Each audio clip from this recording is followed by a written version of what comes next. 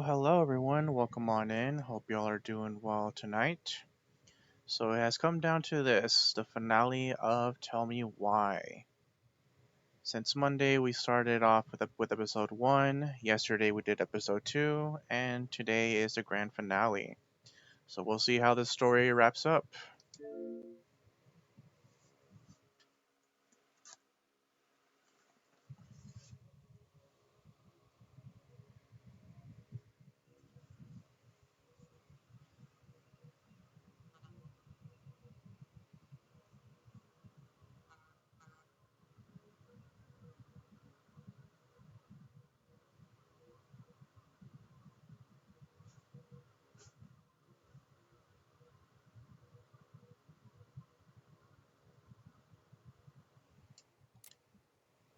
Alright, just give me 1 second and we will get things ready.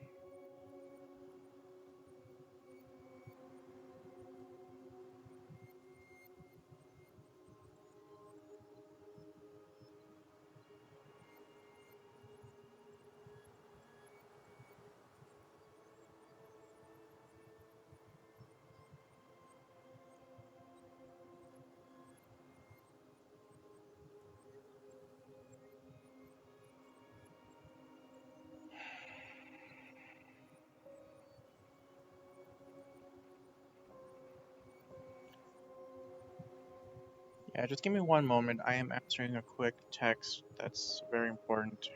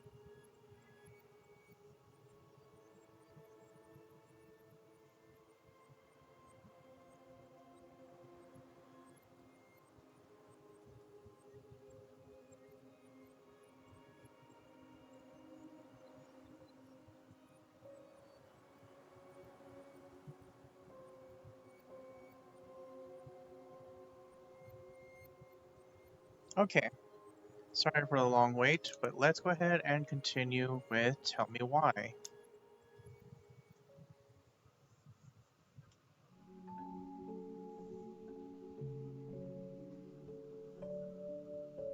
Once upon a time, in a deep and ancient forest, crafty goblins faced the truth about the darkness in the big wooden house.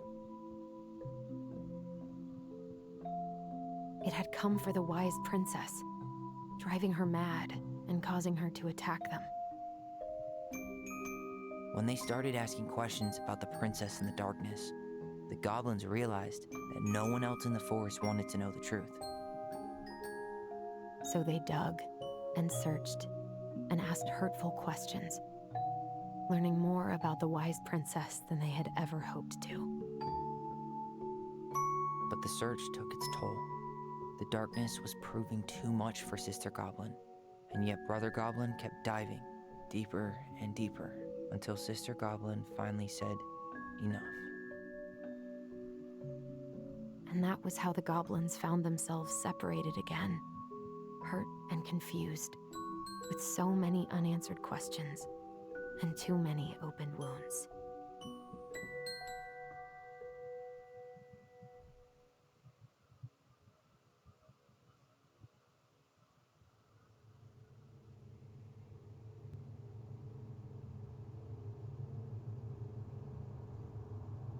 Allison, wake up.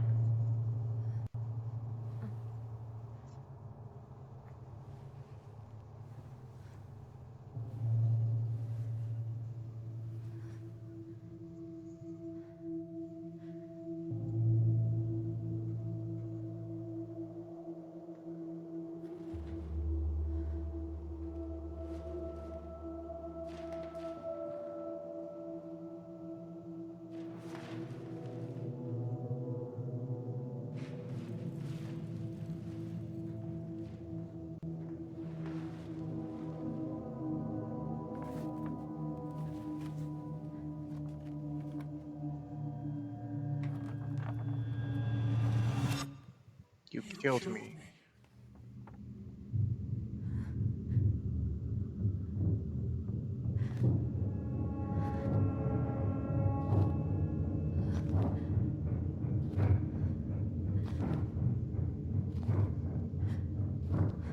You will end up like me.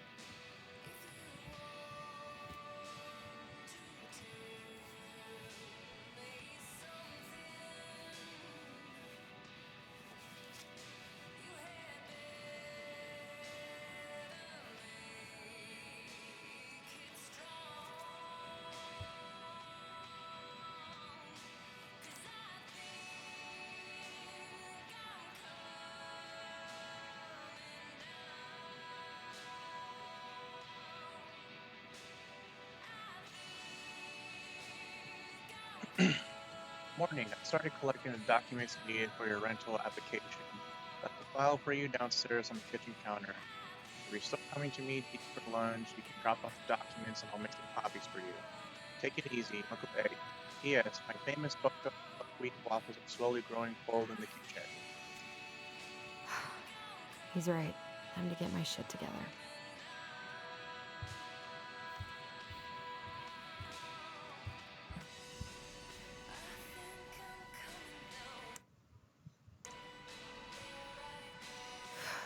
There's not enough concealer in the world to erase the night I had.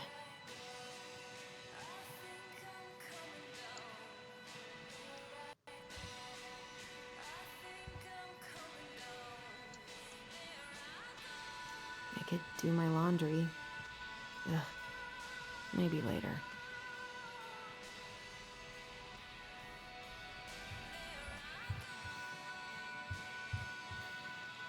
Never could bring myself to send these. Whenever I tried to tell him how much I missed him, it felt unfair. Hi, Tyler. I know we haven't talked by phone in a while, and I think that's mostly my fault, so I'm sorry. I've just been so wrapped up with my own problems. Sometimes I forget you aren't far away. Senior year has been the worst ever. I dated this guy for a few months, Bobby. Hopefully you don't remember him. To realize he was a total jerk. He didn't give a shit about me. I don't know why it took me so long to figure that out, or why I let it take over my entire school year. I honestly feel so stupid, but I also feel stupid for feeling stupid. Anyway, I think what I'm trying to say is life sucks without you. I miss you, I miss your presence, and I miss taking in our voice. I miss talking in our voice. Do you want to come by my graduation party next Friday? Nothing amazing. We'll just have dinner with Uncle Eddie and some neighbors. Tessa might swing by. I'd really love it if you were there. I realized I could just call and invite you. I don't know why I'm writing a letter, but maybe with all the time apart, I forgot how to communicate with you. I'm sorry. I hope we can get back to where we were someday soon. Love, Allison.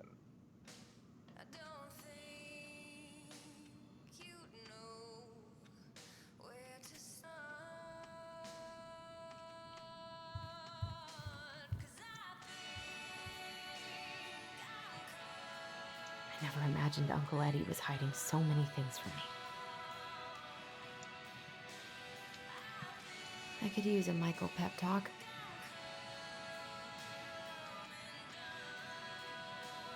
I guess I'll have to start fresh with these in Juneau. Tessa's coffee time. The woodpecker. 10 cups equals special breakfast greens. Woodpecker, Fab Lab, and woodworking workshop. Your loyalty makes you save money. That was sweet. I'm so not hungry though.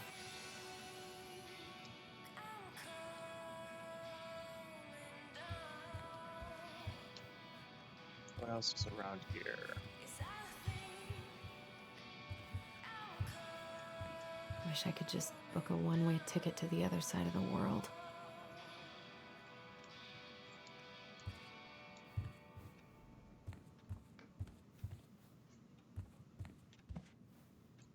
How did we go from being so alike to total opposites? I gotta think about something else.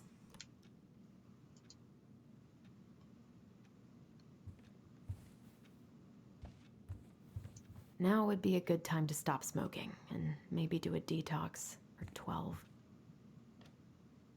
It's like Marlboro Red.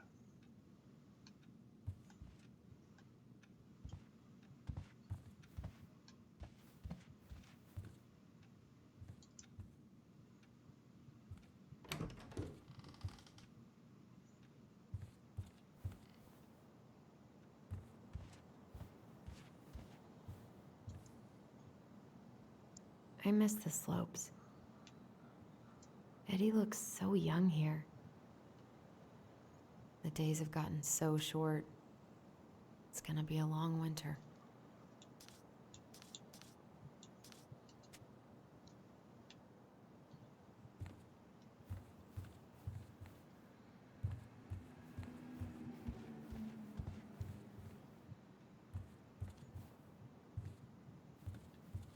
What the?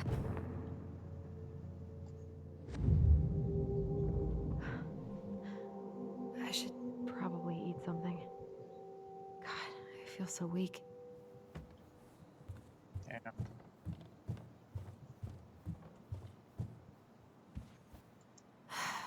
So many months of snow boots ahead. I always loved this one.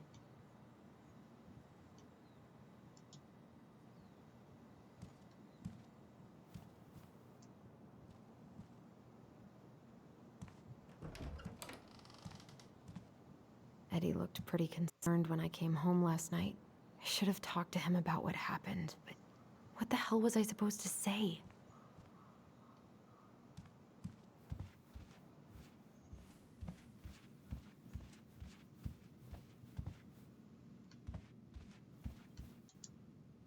A secret keeper in her secret keep. Maybe there's something in the Book of Goblins that'll help me figure this out.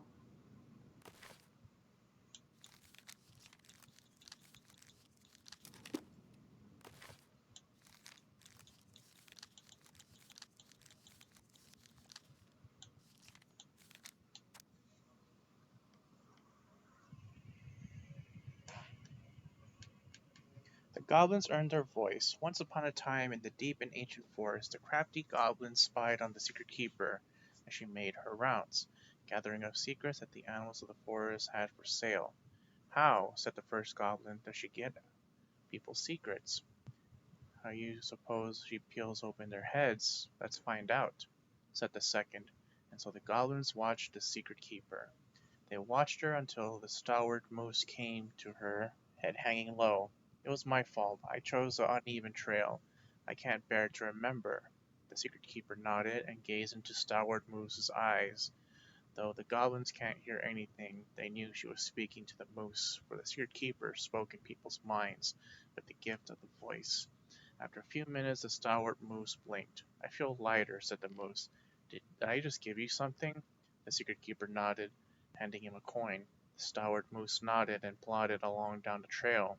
He spied the goblins hiding in the woods and narrowed his eyes, for he knew the goblins were often up to mischief. The two goblins whistled innocently. The moose was forced to carry on because they were not doing anything obviously bad. I need to know what the secret was, said one of the goblins. Let's go buy it.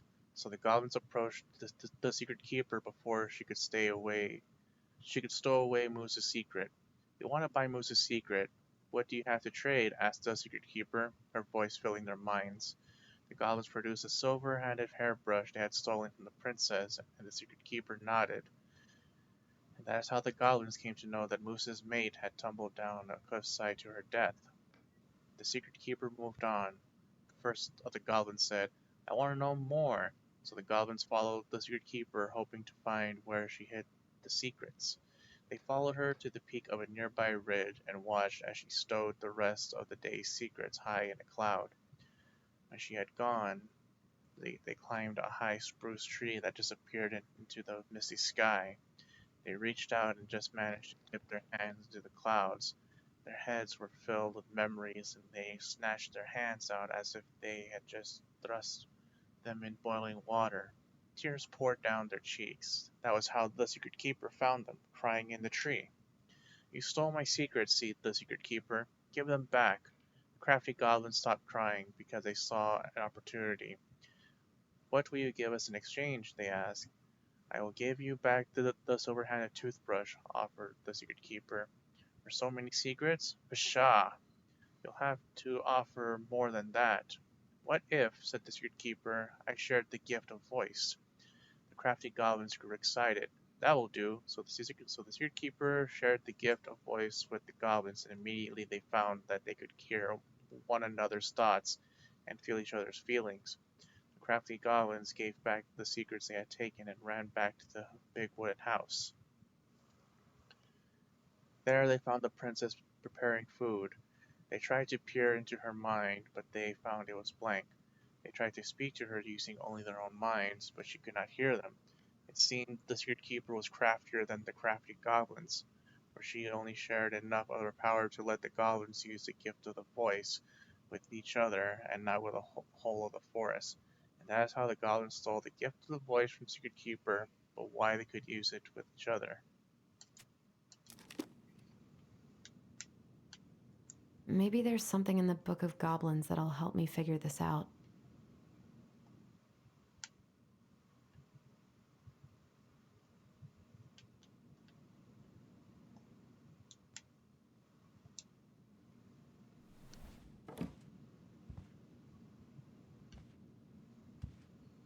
Yeah, I think you need a coin.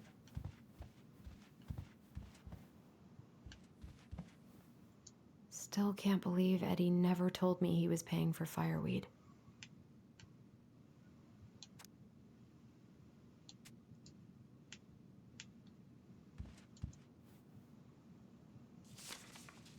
I'm glad he never pushed me to change my last name.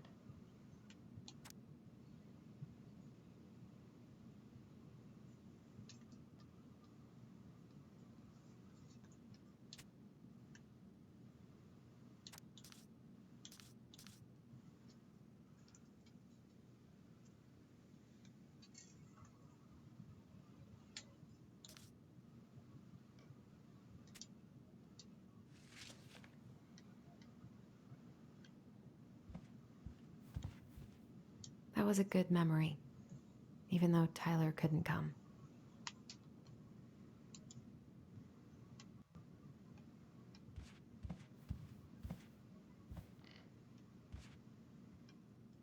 Eddie must have been back and forth to Juneau all the time to these shows before he got stuck here taking care of me.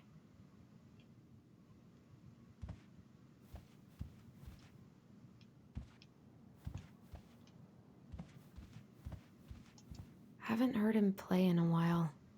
It just sits there collecting dust.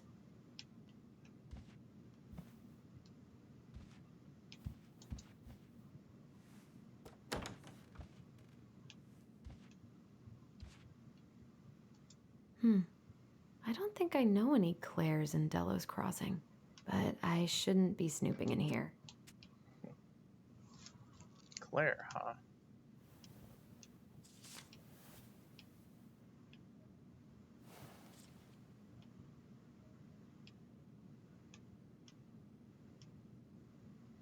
God, he better buy something new if he's actually got plans with this mysterious Claire person.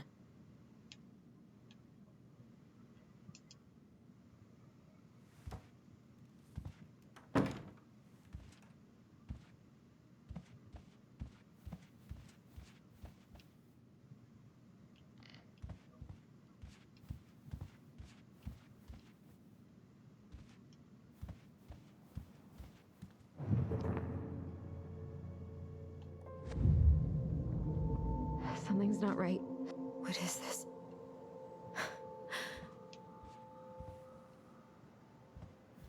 He doesn't like this kind of attention, but he really does so much for the community.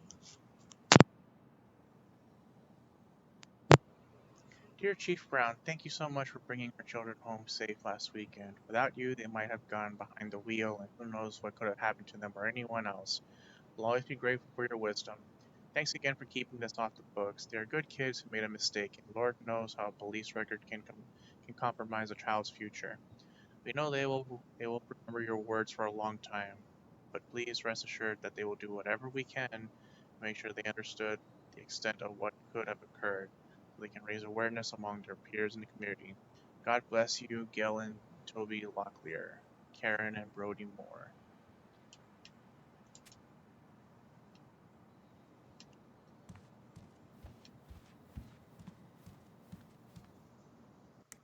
Give me one moment.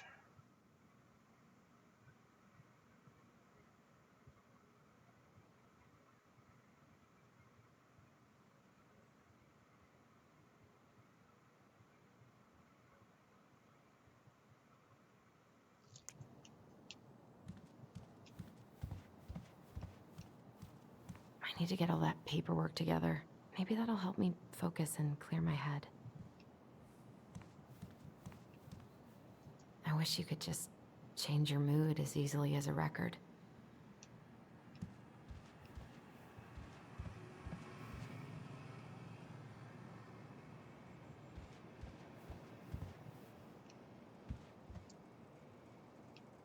I wish I thought shooting some hoops would help me forget all this. I wonder what Michael would think about all this. Would he even get it?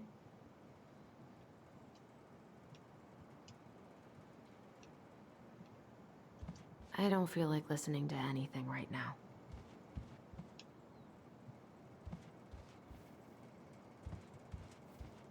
I haven't had any time to sketch lately.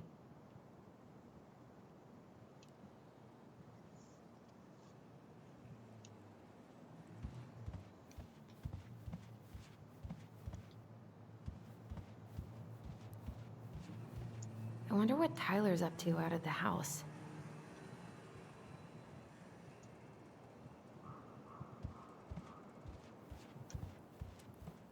God, the world feels so fucking small right now. I've Seattle. gotta find a way to get out of my head. Eddie loved his Mishka so much.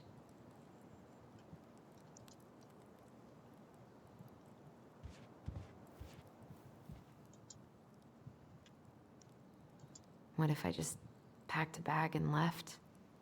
And never looked back?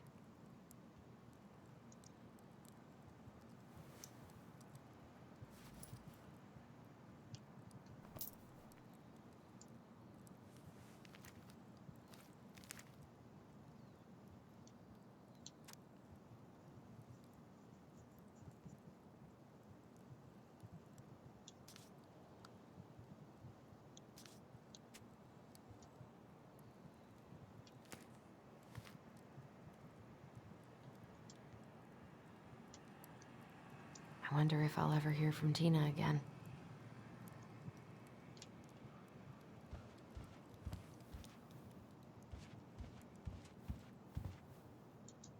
Must be great to feel like you belong somewhere. Anywhere. I so don't want to go back to the station. Not after yesterday.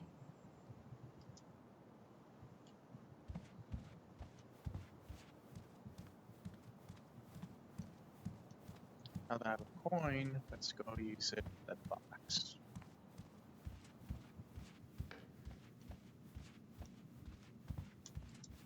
A secret keeper and her secret keep.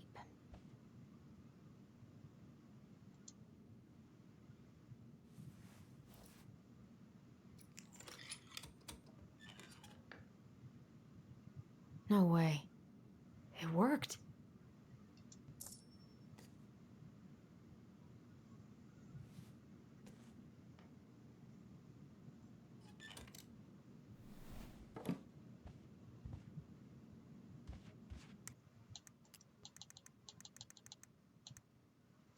The Secret Keeper is a traveling woman who buys and sells secrets. She stores all these secrets in the clouds because nobody ever looks up when they're searching for hidden things.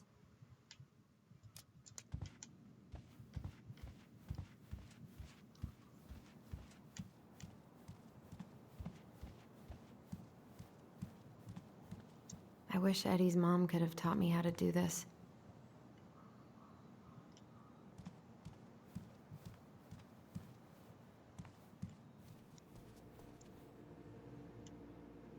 I should have let myself enjoy these trips more. Maybe if I make something for Dee, it'll help calm me down. Touch with Dee Wednesday. Don't forget her B-Day gift.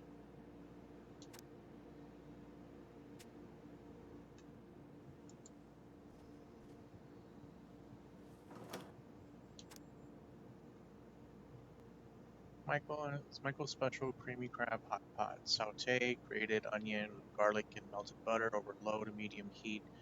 Celery, carrot, and wait until they're soft. Add potatoes, vegetable broth, and seasoning to taste. Celery, salt, black pepper, paprika, crushed red pepper flakes. Cover and simmer until potatoes are cooked. Add creamy corn and crab meat. Fresh parsley, heat, and simmer. Serve in hot bowls with wedges of lemon on the side. Enjoy!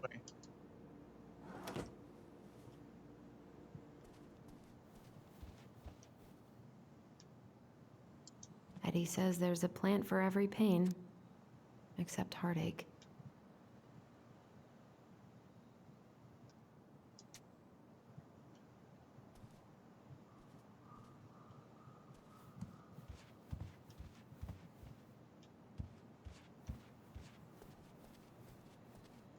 I can't really eat anything right now. Here's the file. Just need my ID and pay stubs. Okay. We were family, Allison. How could you do this to me? Fuck. I've got to think about something else. Focus. ID and pay stubs.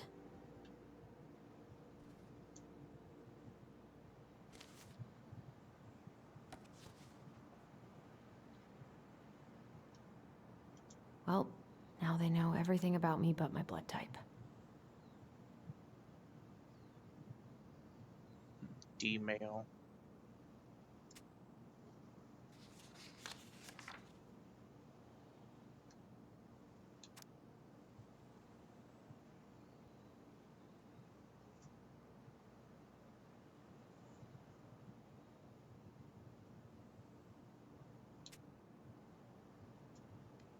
I got pretty lucky with this job. Tessa and Tom really took a chance on me.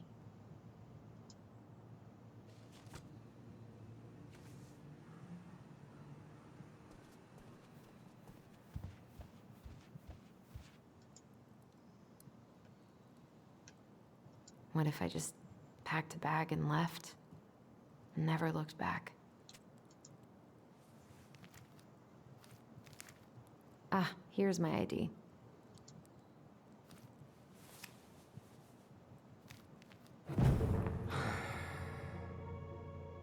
This place was never much more than a bachelor pad, huh? There was so much I planned to do. All those sacrifices I made. And how do you repay me? Lying to my face?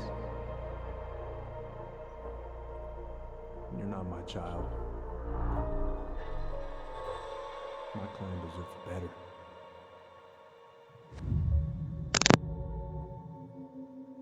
Oh, stop it, Allison. You have to stop torturing yourself. Just grab your pay stubs so you can get the hell out of here.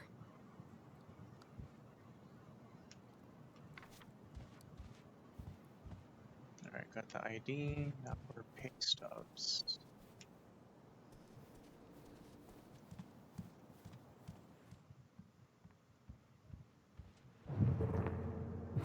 Allison, please. It's a damn shame. Come on, Allison. Don't start.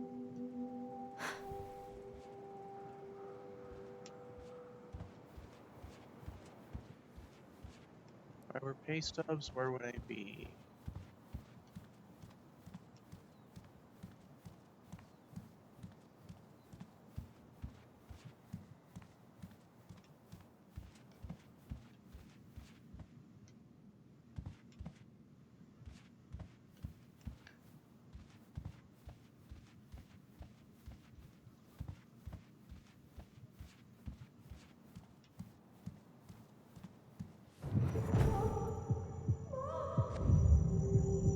I told him I wanted to stop messing with those memories, but he wouldn't listen.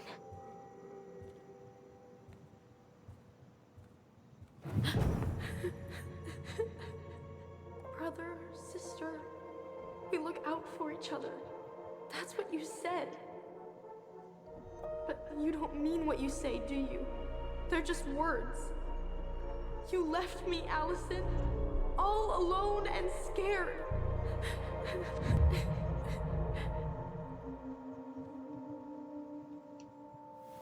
What the hell is wrong with me? Man, her memories are all getting jumbled up.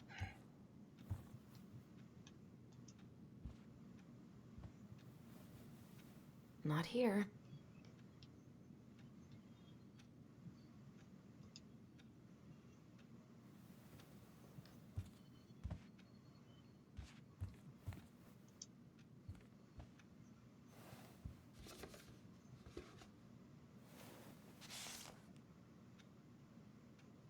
God, where is it?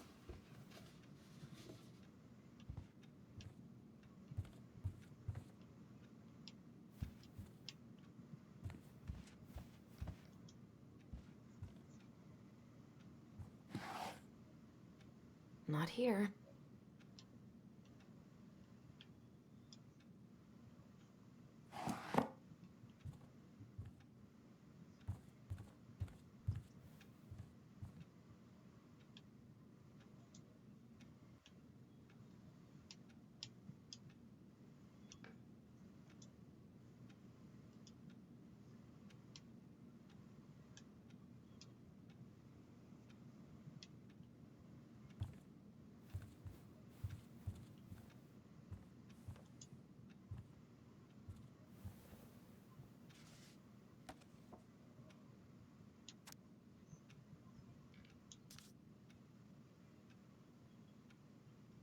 Here they are.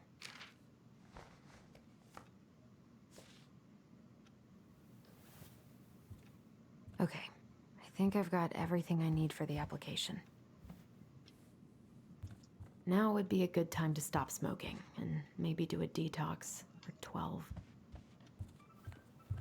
Where's that coming from? Where did I leave my phone last night?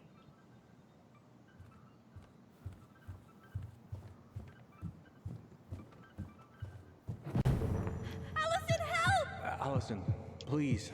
The Mad Hunter. What's wrong with me?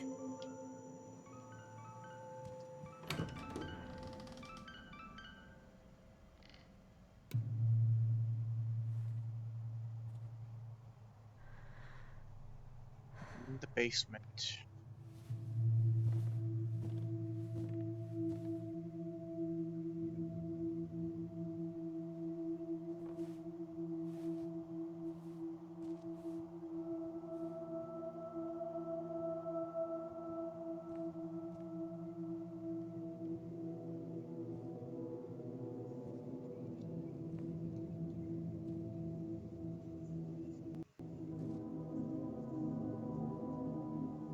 My dove.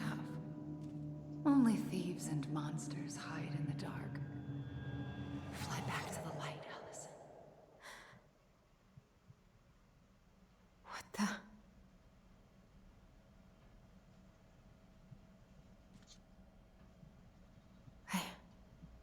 No, no, no. I cannot deal with you right now. Oh, my phone. I need to find it.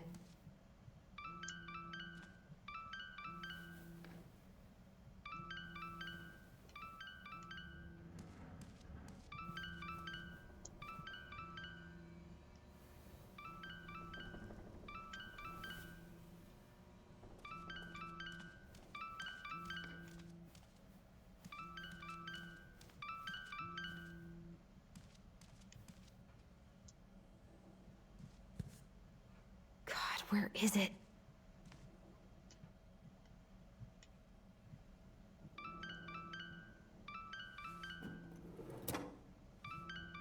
No phone here.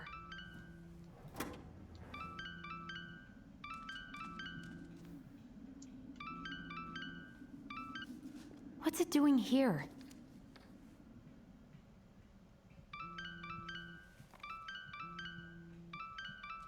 Hey, Dee. Finally. I was starting to get worried. Why didn't you pick up? Yeah, sorry. I didn't have my phone on me. Okay. Well, I just wanted to make sure we were still on for lunch. Yeah, of course. I'm getting ready right now. That so? Because it kind of sounds like I woke you up. That's just how I sound. But anyways, I still have a few things to do before I can leave, but I'll be there. All right, hun. See you soon. Get it together, Allison. Come on. Grab the file, get dressed, and head out. Or it'd be nice to make a gift for Dee. God, my hands are still shaking. Eddie can't cope with getting rid of any of Carol's stuff. I've been pretty grinchy about Christmas since I came here. Eddie tries so hard.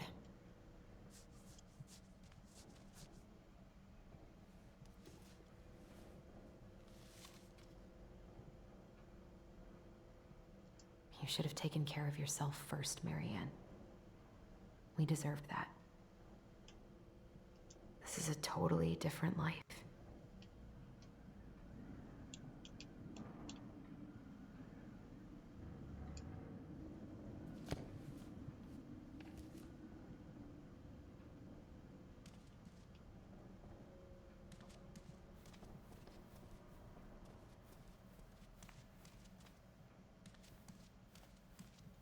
I miss you, pup. I was not in the right headspace to make something last night. I should try it again. Dee's birthday gift.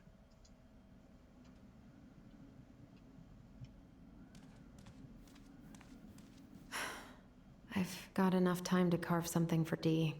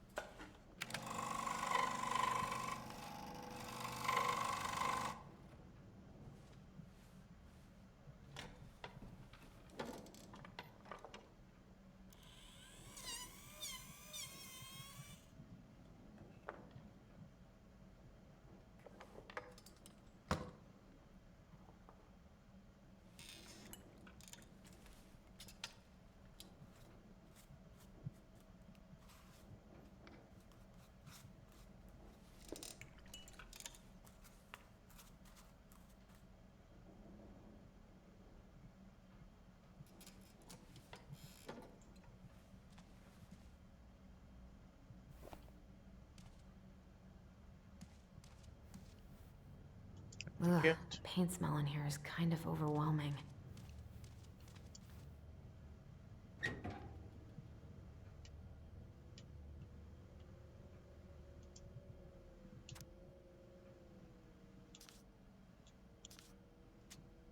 Got license. Eddie's been too busy to fish lately. I know he's missing it.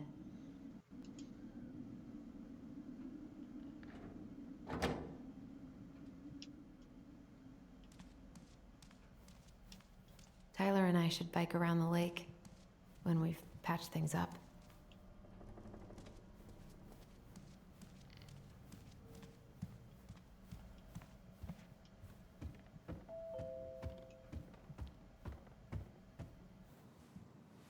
Ding dong. Morning. Hey, Allie. Hey. Hi, guys. What are you doing here? Tessa and I were worried after you called in sick last night. She's busy at the cafe, but she sent over some coconut cake, since you won't be making it in for lunch. That's nice, Tom. Thanks. I'm gonna head on inside. Freezing my butt off out here. Okay, thanks. Is Tyler not around today?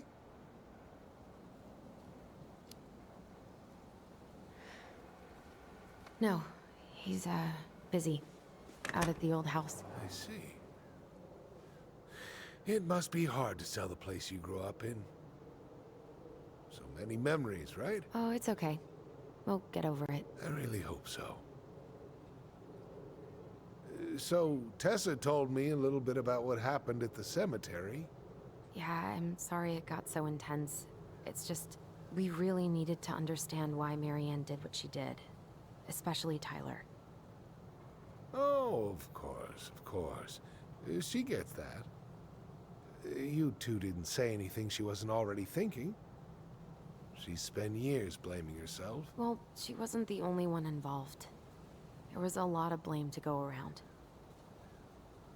I'm glad you're able to see that.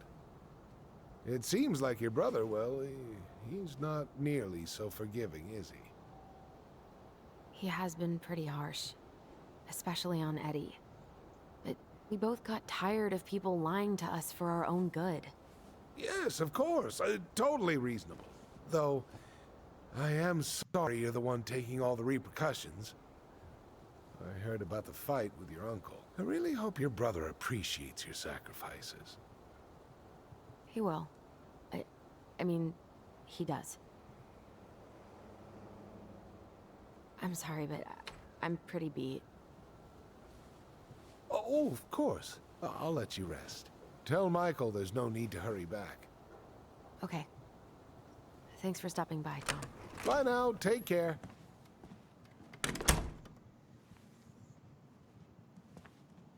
Sorry for abandoning you out there. Pro tip? Avoid catching a ride with Tom at all cost. Did he talk about the new spicy chocolate bars? Yep. And exactly what they do to his digestion. What's up with him? Not sure I've ever seen him so eager to help. I think he and Tess are legitimately concerned. Plus, door-to-door is part of campaigning, right? Yeah, I guess.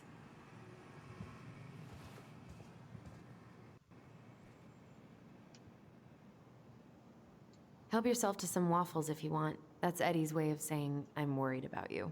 Oh, that's cute. But I had a ridiculously huge breakfast, so I'm good.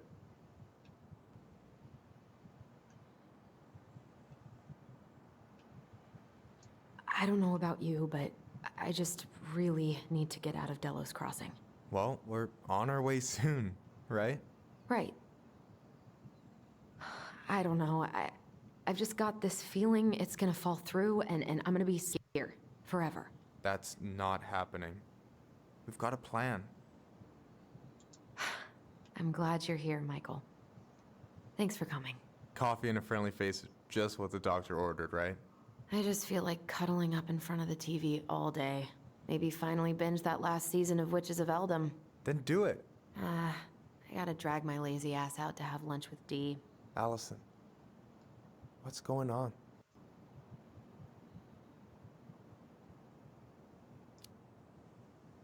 Tyler and I had a fight last night. I was so excited to have him back, but what if 10 years was too much and we're too different? I don't think so. You just need to get to know each other again. Start with the small shit. Figure out what each other's favorite foods are, you know? And then build up to the big stuff. Yeah, that makes sense. The last few days have been a lot. And it's totally okay to be overwhelmed. You're gonna figure it all out. Families are fucked up. They're basically fuck-up factories. You're right. I just need to relax.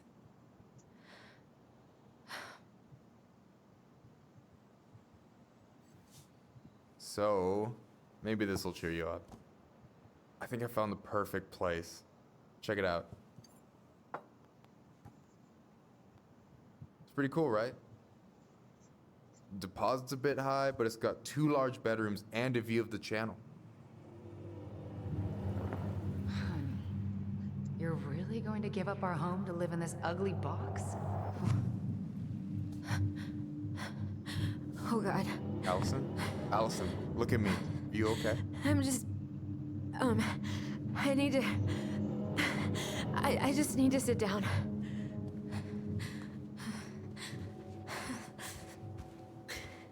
It's okay.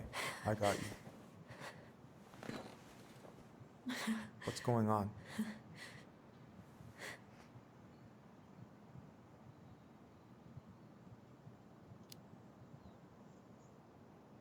God, everything?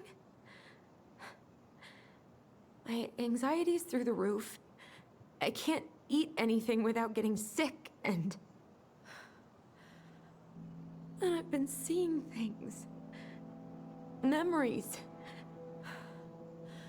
Of Marianne, and me, and Tyler when we were kids, and Eddie, and... It used to just be stuff I'm pretty sure really happened, but... Now I see them everywhere. Shouting every shitty thought I've ever had about myself. I don't know how much more of it I can take. That's intense. I'm sorry, has...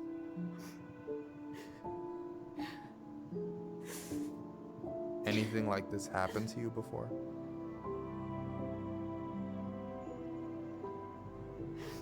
Right after Marianne died, I had a lot of panic attacks, but nothing exactly like this.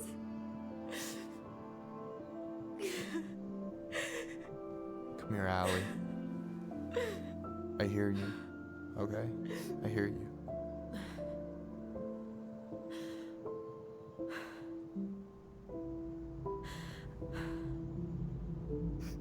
You must think I'm completely nuts. No. I think you went through some really bad shit. You never saw anyone about it, right?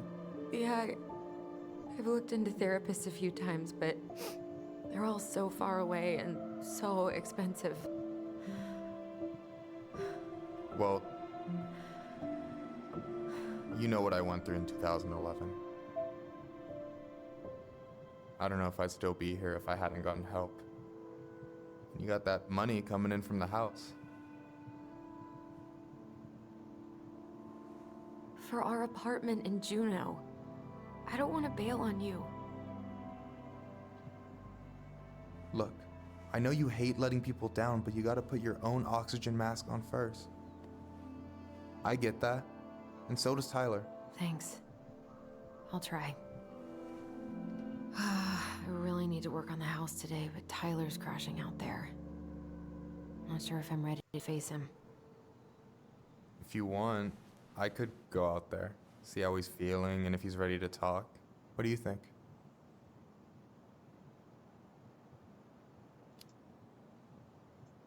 Yeah, maybe that could work.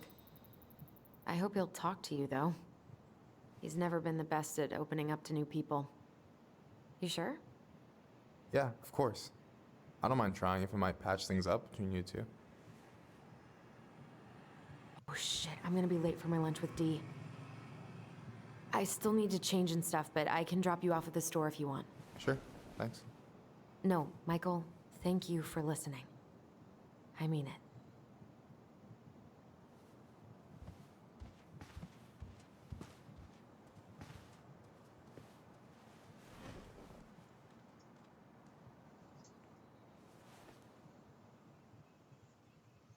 Good guy Michael.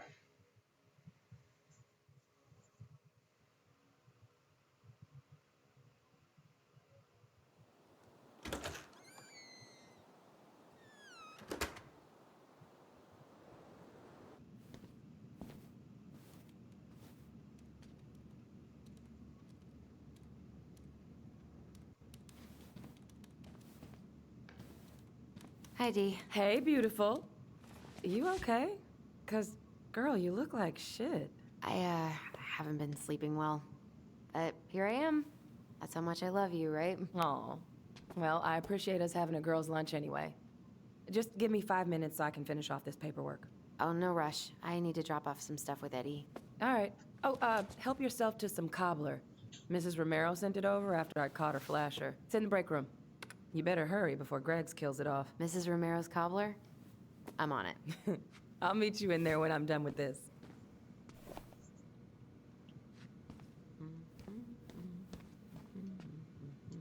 Okay, how did you not immediately scarf this down?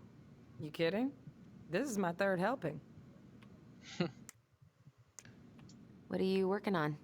Chief pulled over a truck for speeding this morning and found some illegal game in the back. I'm registering the ticket. They never learn, do they? Nope.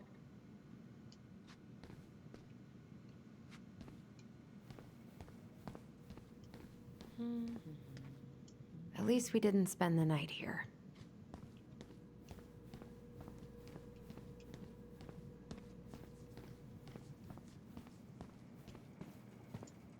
What is Greggs up to with the security cameras? He's finally getting around to doing the upstairs cameras. Was supposed to do it months ago. This cobbler does look amazing. Greg's been whining all day about his diet, but he's not fooling anyone.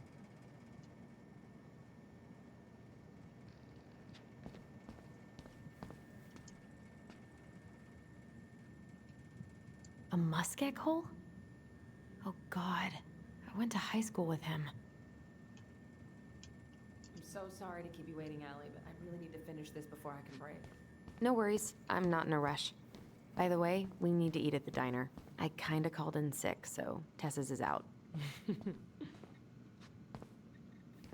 We, have new rules about civilians hanging around certain parts of the station.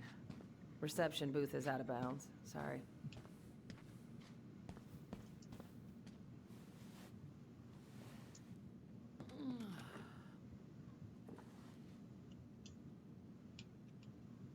A kid-sized bandit? What a weird-ass case.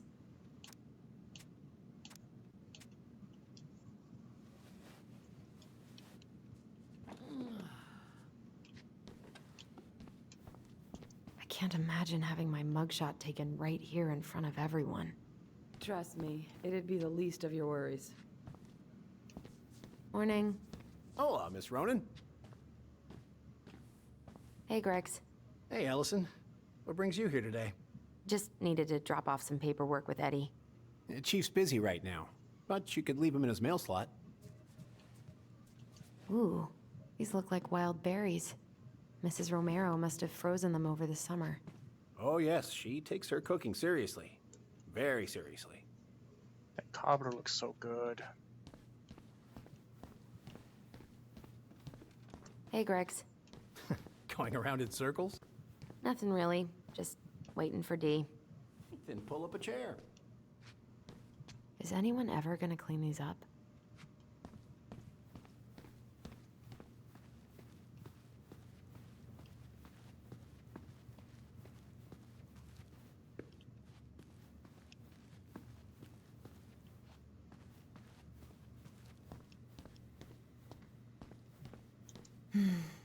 I love the smell of this soap.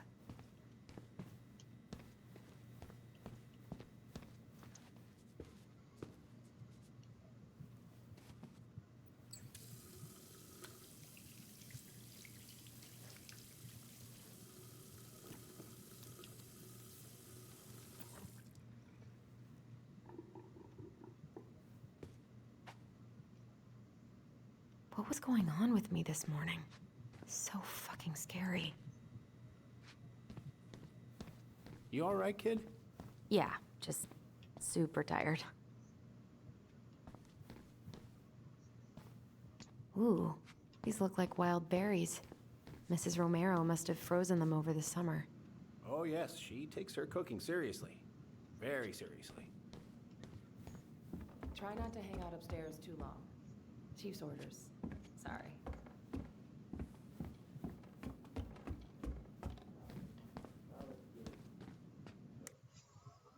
Oop, give me one sec.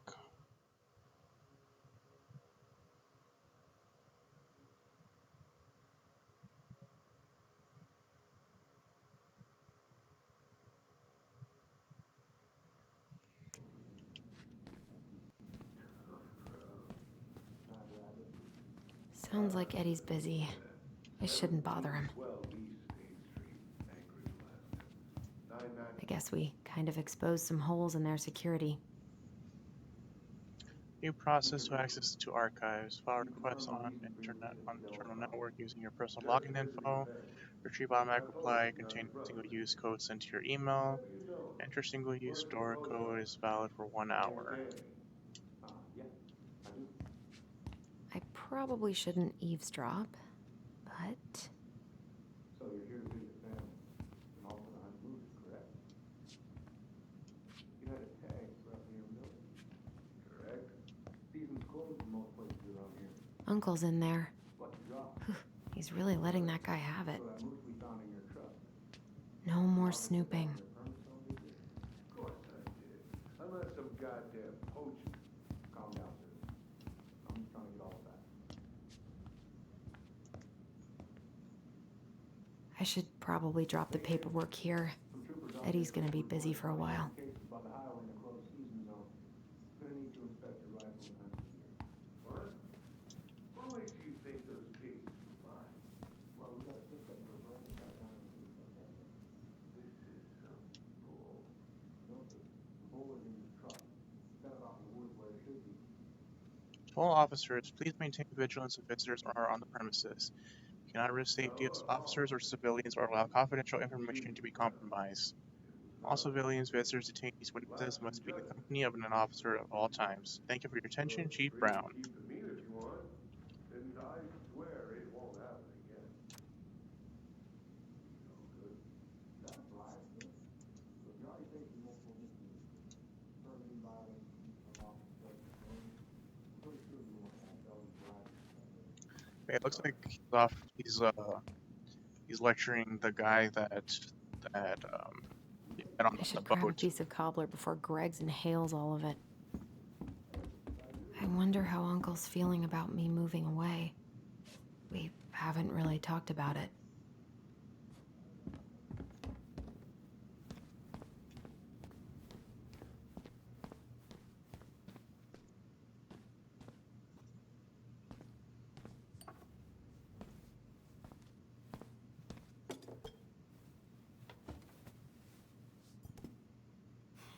Dessert for lunch. Pretty cool, right? Pretty cool, yeah. I've always had a sweet tooth. Got it from my mom. She baked darn near every day. Need to start being a little careful, though. Doctor's orders. Brenda may be in for it, too. God, that kid can eat. Linda's pretty concerned, but, growing boys, right? He needs the extra energy. He wants to let her in wrestling, and, whew, boy, is he working hard. Damn. Sometimes I miss being 14. What are you having? Trout pie and, black radish. I'm on a diet. A cobbler diet? Hey, shh, shh, shh, shh. I won't tell if you won't. We haven't had a three-pointer coffee break in a while. You remember how that one shot of yours went wild and smashed the picture of old Chief Burke? Yep. Couldn't show my face around here for a week. Well, I'll let you in on a secret.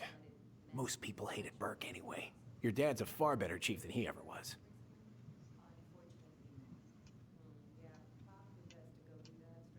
Hey, Greggs. Huh. So, What's the criminal underbelly of Delos Crossing been up to lately? Poachers, vandalism, a few memorable cases of public indecency. Nothing too serious. Which is fine by me. Boring is good. Not like Juneau. My daughter's always begging to move there, but that is not happening. Why? Juneau's awesome. There's like actual things to do there. Drugs, that's why. Property crime's double the national average. People coming in all the time from God knows where. Oh, I didn't know that. Hey, Greggs. Got any big vacation plans coming up? We'll probably go up to Anchorage for Thanksgiving. Linda's sister lives up that way. But I'm also secretly planning a family trip to New York City New Year's. Been saving for 2 years, and I got it all arranged under a fake email. That's really cool. I'd love to go there someday. It's probably our last big trip before Lauren's off to college, so I wanted to make it count. I'm sure everyone will have a great time.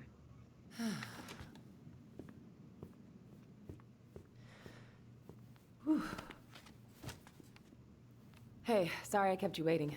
No worries. You'll never believe it. We caught the mailbox bandit. And guess who it was? An animal? An animal? Like a raccoon, maybe? Have you been eavesdropping in on official police business? Anyway, yeah, it's a raccoon. Delos Crossing's most wanted turned out to be some trash panda stowaway. Mailbox bandit. And this is how legends begin. Anyway, I'm so sorry to bail, but I gotta run this little guy to animal control now. Probably best I take a rain check. Oh, it's okay. Totally, I understand. Duty calls. Thanks. Oh, I brought you a little something to make up for missing your birthday.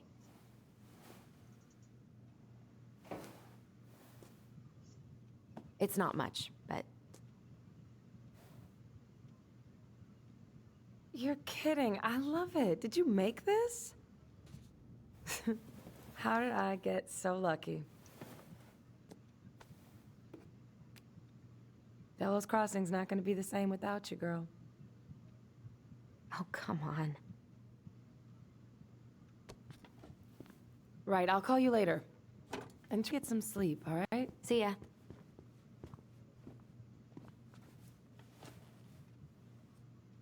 Well, there go my lunch plans. Hey, your brother didn't tag along today? No. He didn't really want to show his face around here after the mess he made yesterday, huh?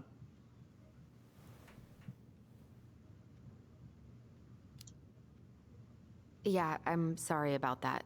It got kind of out of hand. Don't worry. We know it wasn't your idea, but look, we're all worried about you. This isn't the Allison we know.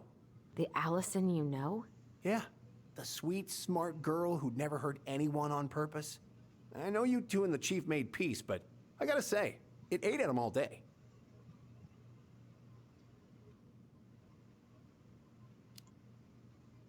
We did what we had to get what we needed.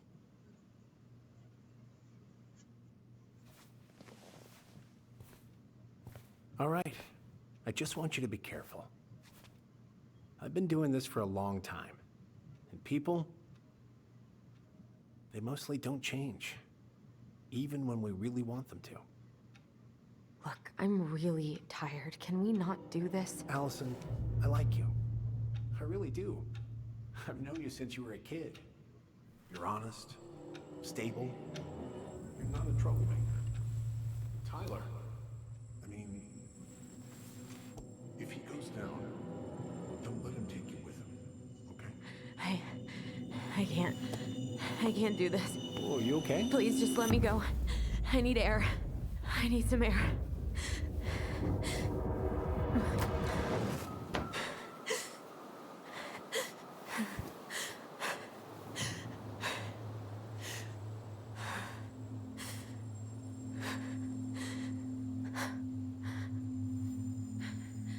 Ty?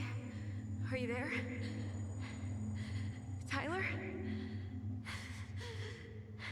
Answer me, please. Fuck. Why is he ghosting me? can't breathe. Please stop.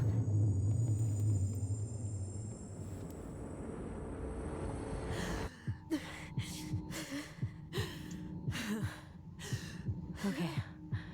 Okay. I've been here before. This will pass.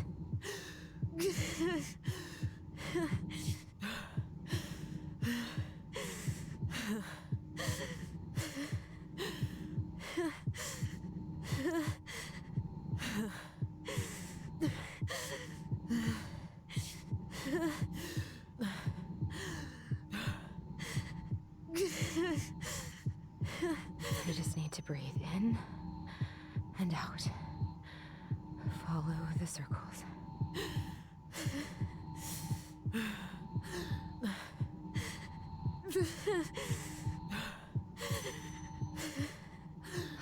Just a little longer.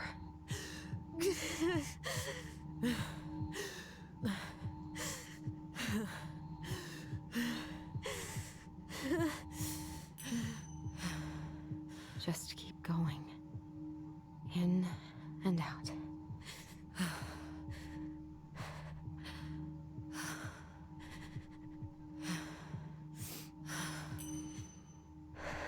My heartbeat's slowing down.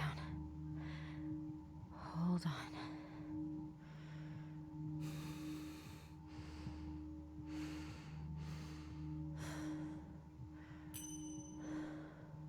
You're getting there, Allison. You're getting there.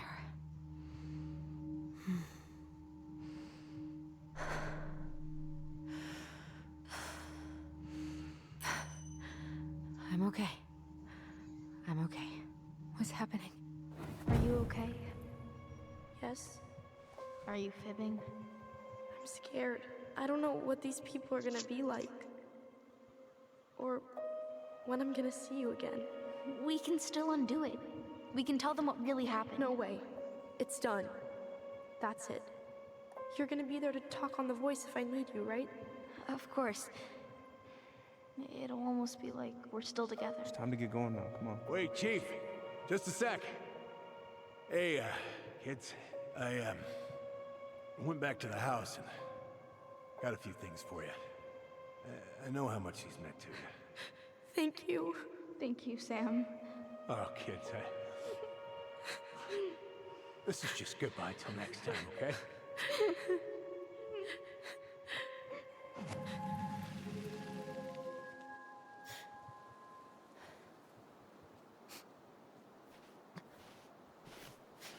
Allison? What are you doing out here? It's freezing. I just needed some air. What happened? What's wrong, little moose?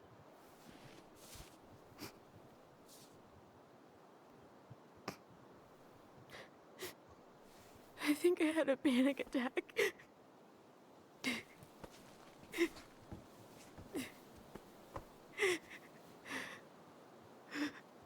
It's gonna be okay.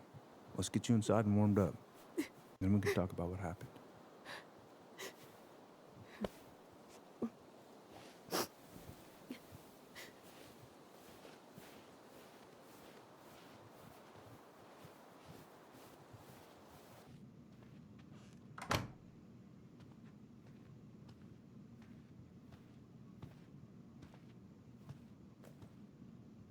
I'm sorry. This morning has just been so... God, I'm embarrassed. Don't be. You haven't had an attack in a while. What's going on? I've just been so wrong. About everything. Did Tyler say something to make you feel that way? No. It wasn't him. It was me. I failed him. Over and over. From here, it looks like you've been busting your ass to help him. You don't understand. Allie, you've got so much weight on your shoulders. With Tyler coming back, and your big move, you know, maybe it's time to ease off some of this other stuff that's clearly stressing you out. If you mean Marianne, I can't. I owe it to Tyler to see it through. Do you? I don't know why you've always blamed yourself for that. It wasn't your fault.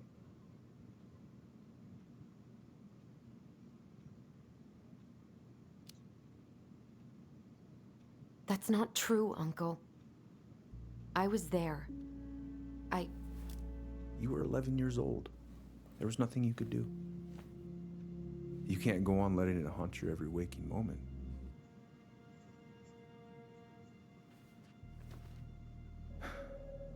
Look, you're not your mother, okay? What do you mean? I mean, something happened to her. Something bad. I don't know what it was, but it never left her.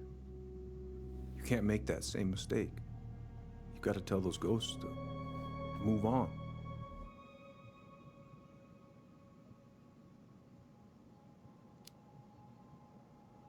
Uncle. It was me. I was the one who had the scissors. What? What are you saying?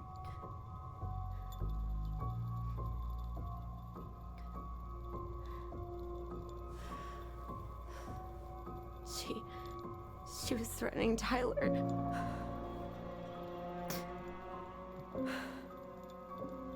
So I stabbed her.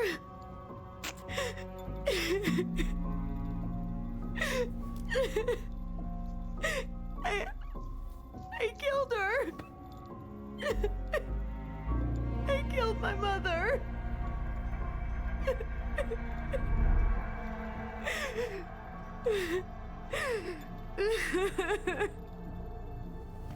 But Tyler confessed. He went to Fireweed. We lied. We lied to everyone.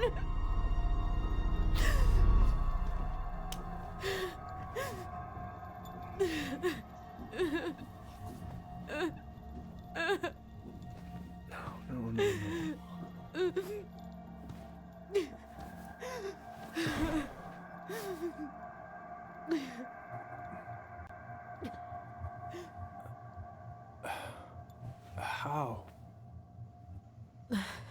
How could you let him take the blame? It was a mistake. I know. But we were in shock.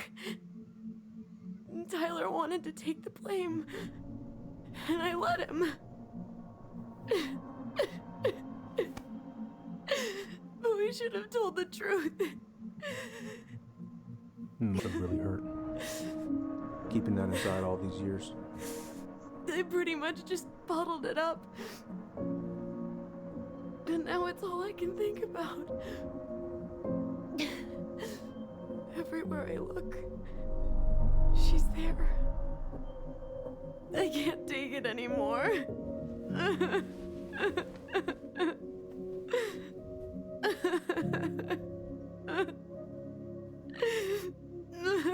It's not easy to admit something like that. It takes a lot of courage, Allison.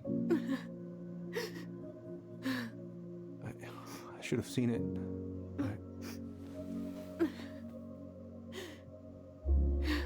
I'm so sorry. None of this was fair to you two.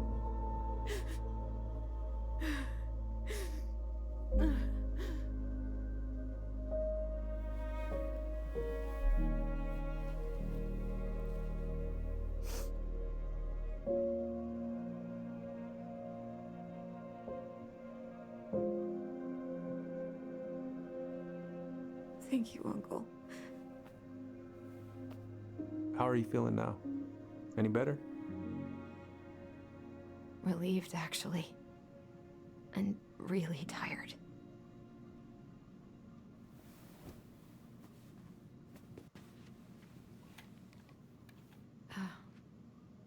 I was remembering something earlier. I don't know if it even really happened.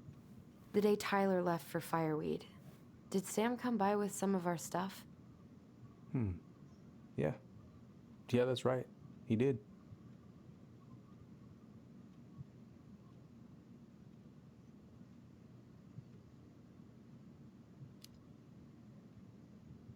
How close were he and Marianne? I don't know exactly. But he cared about her a lot. Her death really shook him up. He was over at our house a lot, fixing things, chasing off animals. I know you didn't turn up anything about who our biological father was. But did you ever think it might have been Sam? Ooh. Well, your mom and him were close, so that's a possibility, but I never found any proof, no. I should go talk to him. Are you sure that's a good idea? You need to get some rest. I have to do this. And not just for Tyler. For me too.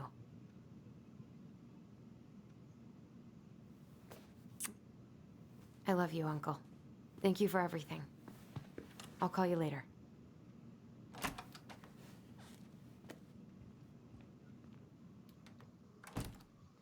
Man, that was a lot.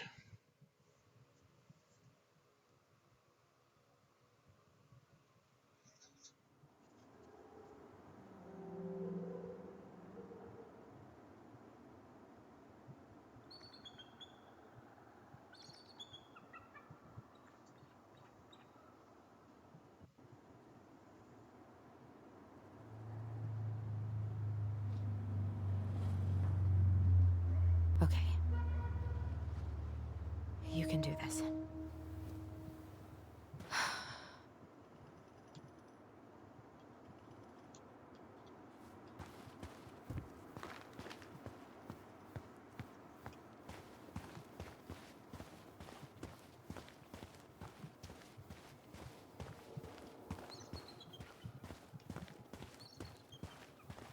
Tyler? Are you there? Okay. Guess we're still doing that.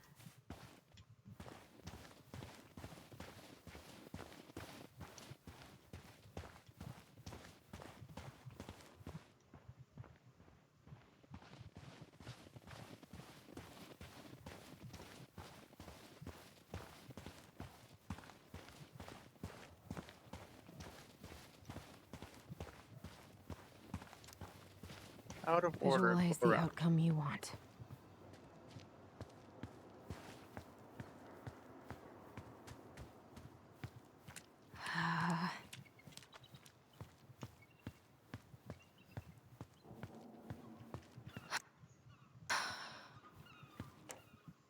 Give me one moment here.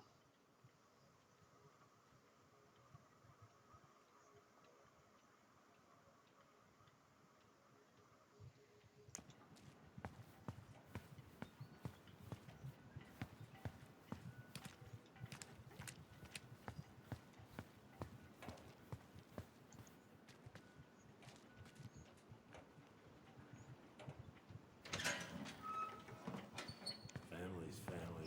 Get it. Fucking. Oh, Allie, Hello. Hi, Sam. Are you okay? Yeah, I'm fine. What are you doing? My cousin Billy bought an old motorboat, but that fool drowned the engine taking her out. Yeah, I told him I'd fix it. Can't put any of the chain or the valve covers back on. So, did you need something?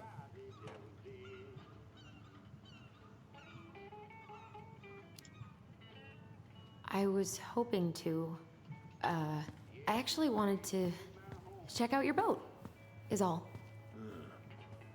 Yeah. Well, all right. Here she is.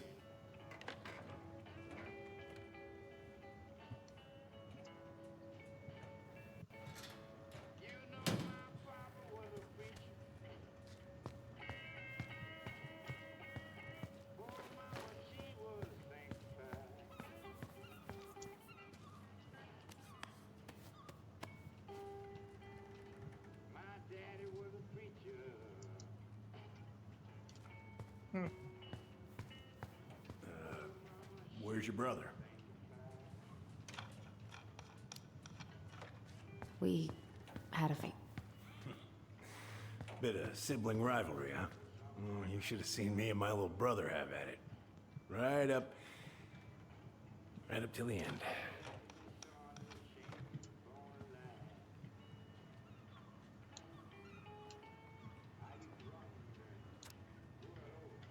Hey, cuz I left you on my boat a month ago, and as far as I can tell, the only work you've done is says how much beer you can fit on it. I paid you in advance as a favor because I know you need it, but god damn it, I need the boat. How's the house coming along?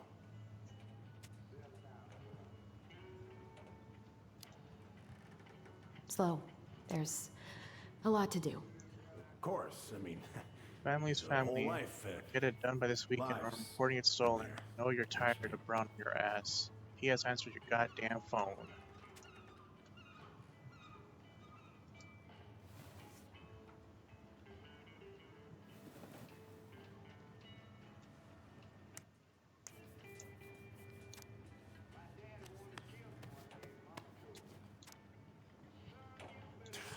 Goddamn Billy Bine, some corroded, rusty-ass junker.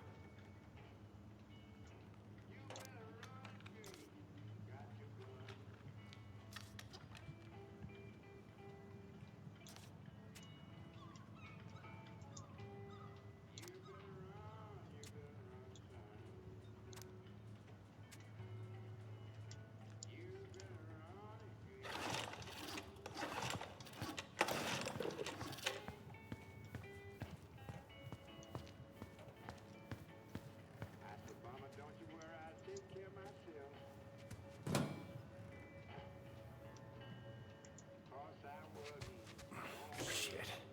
These freaking nuts are stuck.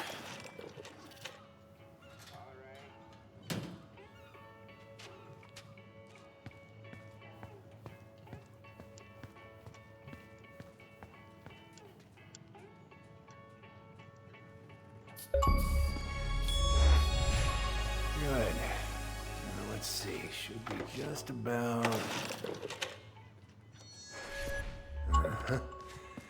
Pass me that wrench, will you?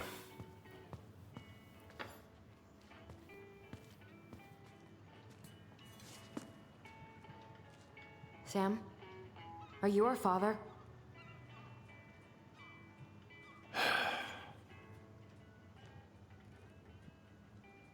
Figured you'd ask me that question someday.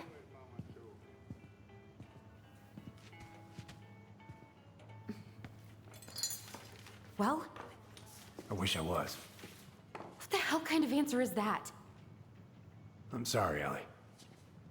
But the man you're looking for, he ain't me.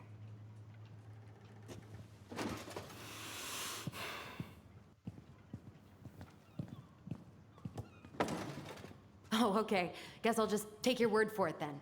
Hey, you got no right coming in here getting angry at me for something I got nothing to do with.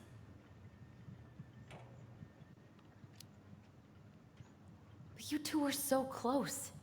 I know you meant something to her. You honestly think I would have let you two grow up without a father? I may be a deadbeat, but I'm no coward. But you must know something. I truly don't. Your mama, she never... Look, we were just friends. I mean, take a look at old Sam. No woman like Marianne would ever think twice about a guy like me. I'm so sick of this. I'm so tired of trying to unravel all of Marianne's fucking secrets. I don't understand her. I want to hate her so much. But I don't even know who she was. Come with me. I want to show you something.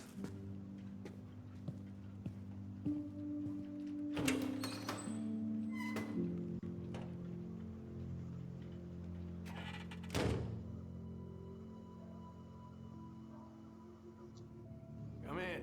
Come in. Oh. When was the last time you cracked a window? Eat some, Fritz. Come over here. Sit with me.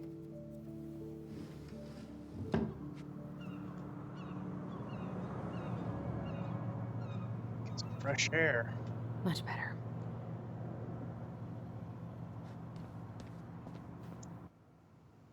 Looking sharp, first mate Kansky. What's that now? These pictures. Oh, well, yeah, that was, long time ago.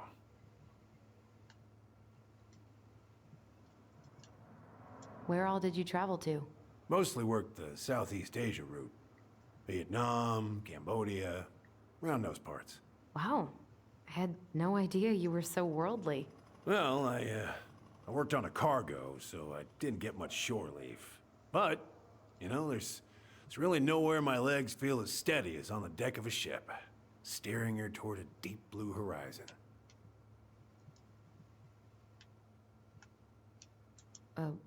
What do you do on board? Oh, I worked the deck. Started out doing maintenance. Collecting the garbage, cleaning the hull. Ranked up to navigation after a while.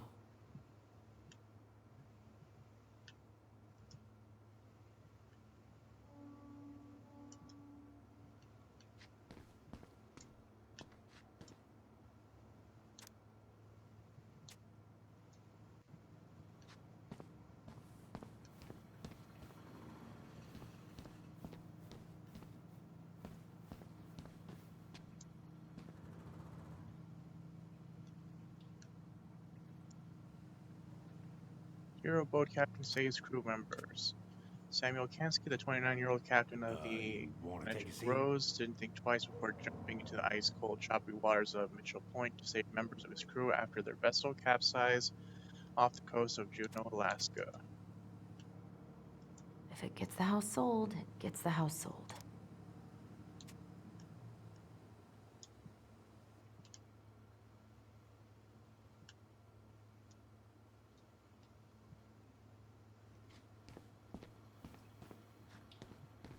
Why is there a burnt-up pan in your garbage? Oh, yeah, that. Might have fallen asleep cooking dinner. Glad you're still with us.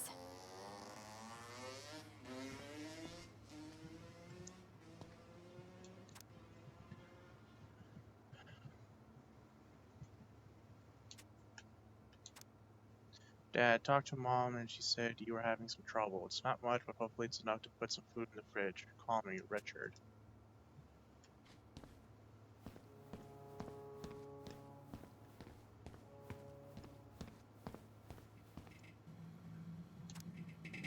Salmon casserole. Hey, come have a look.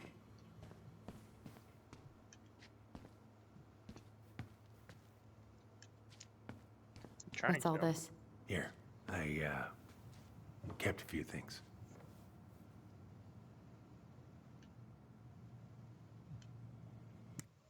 One sec.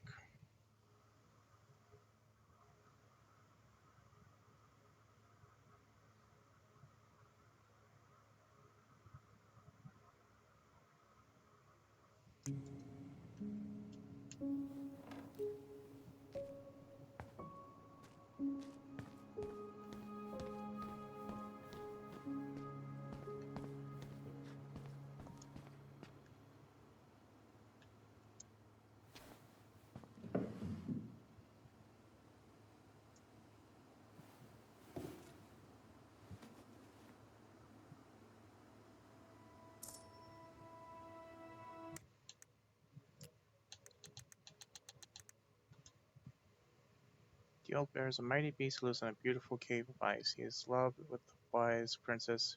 She only sees him as a friend. You want to take a seat? I'm coming.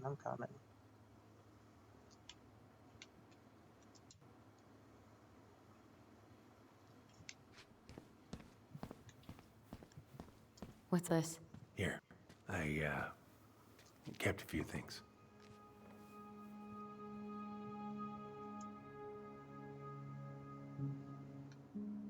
Your mother made that. Oh, she was a real artist, that one. Kind of like you.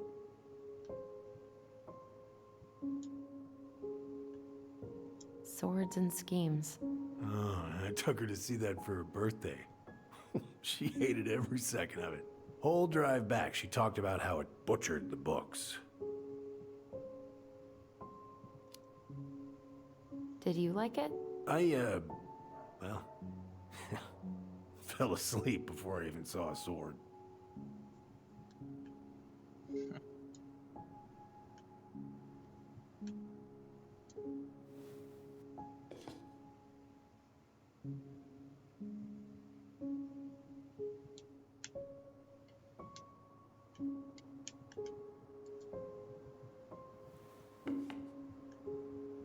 I remember this. We got this on our trip to Juneau. Uh-huh. She saved up for a whole year to make that happen. Dear Sam, I am writing from the little hotel you recommended downtown Juneau, and you were right. The kids love the whole mural. Our other favorite was the Raven mural at City Hall.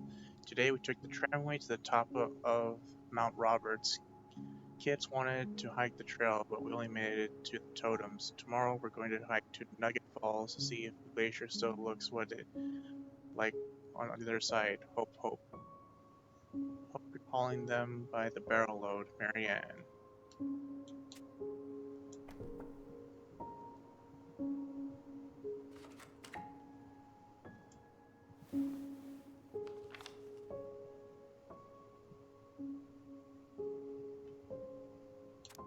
Happy birthday. Dear Sam, most bears only live to 20 or 25, so congratulations on making it to 29. I certainly wouldn't survive long out here without you, so thanks again for everything you do. Laura is a very lucky woman. I know you think the best part of your past has been erased, but as long as you don't forget, the Anticlimax Rose will always be seaworthy. It just might look a bit smaller in memory. I hope you get some time on the water with Richie this weekend and catch everything you deserve, including some new memories. Happy birthday, my cherished friend, Marianne.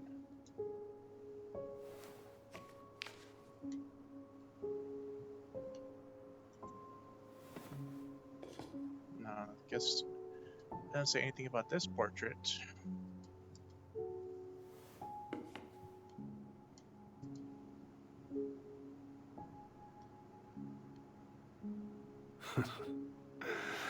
Look at these ones. I'm trying to have a look.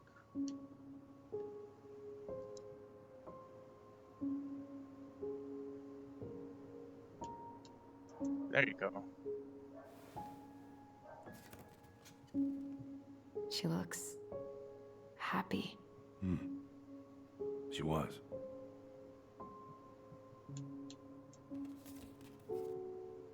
When was this? Why are you wearing a square hat? Oh, yeah, that was when I finally got my captain's license. Marianne's the one who pushed me to get it. Made me wear that stupid hat when I went to take the oath. Huh. Yeah, Laura took this one. We'd been working on that barn for months. That roof was a son of a bitch to sheath. Rain just kept on leaking into the loft. Wait, the barn has a loft? Oh, yeah. You didn't know? Oh, she didn't tell us. Is that a trap door? Yeah. She had me close the whole thing up. Told her it was gonna be real hard to get any hay up there, but she said she didn't mind. Do you know what's up there? I could tell she didn't want to talk about it, so I respected that. Well, we're gonna have to empty it out for the sale, so I guess we'll know soon enough. Ellie, you really gonna go through with this?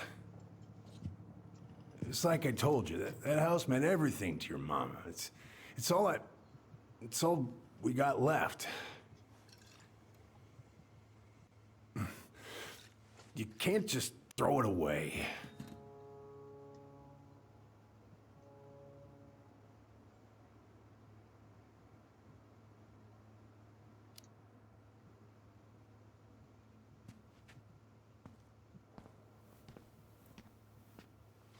I'm sorry. I know how hard this has been on you. But you need to move on.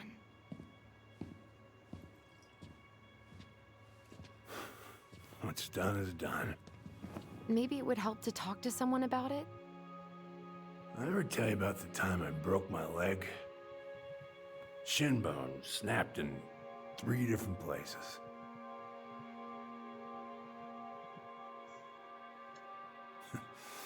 It's stuck on my ass for a month.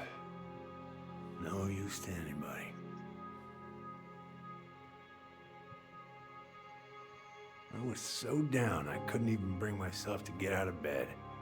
But your mama, she has having none of that. She got me up one morning and drove me to a nice spot by the harbor. I watched the boats come in and out all morning. You can't let yourself be defined by the parts that are broken. That's what you told me.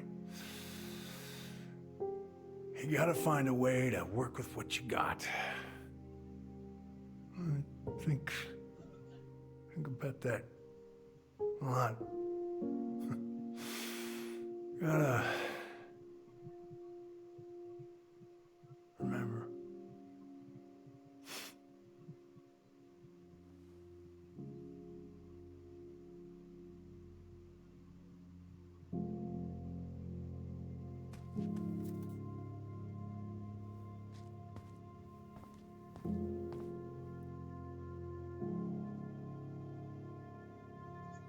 Damn.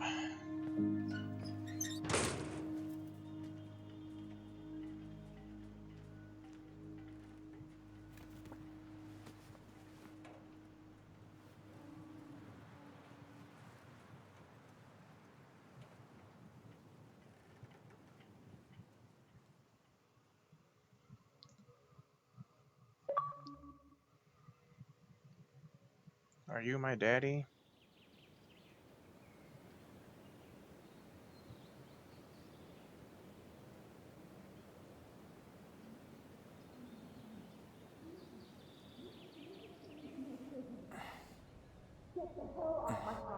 Now, if you ever come back here, I'm going to kill you!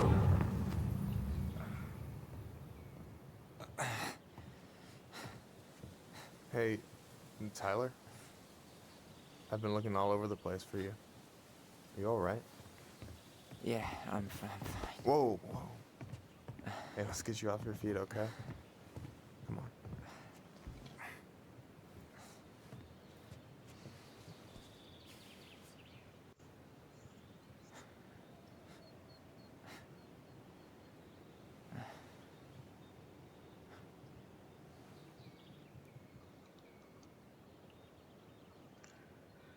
Listen, if you want to be alone, I'll go. But if there's anything you need to get off your chest, I won't snitch. You saw Allison? How is she? Yeah. I went back to check on her this morning. She was in a pretty bad way. Whatever went on between you two, it wrecked her. Look, I don't want to drag you into this. Well, I'm already in it, and you look like hell, so... I just got a lot on my mind. Well, I know one thing that's good for that. As a wise man once said, fishing is the cure to the wounds of the heart.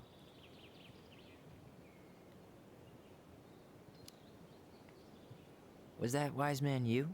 Hey, like I said, I gotta write my own legacy. So, you in? I don't know. Come on, we're burning daylight. Let's go. Where are we gonna go? Why go anywhere when we have a perfectly frozen lake right here? Ice fishing in November? Yeah. It got cold way fast this year. Climate change. That shit's gonna kill us. But hey, fish first.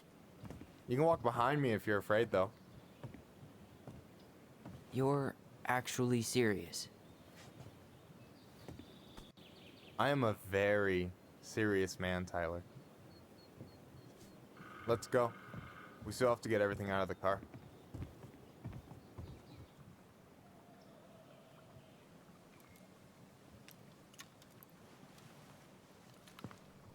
Stage is set.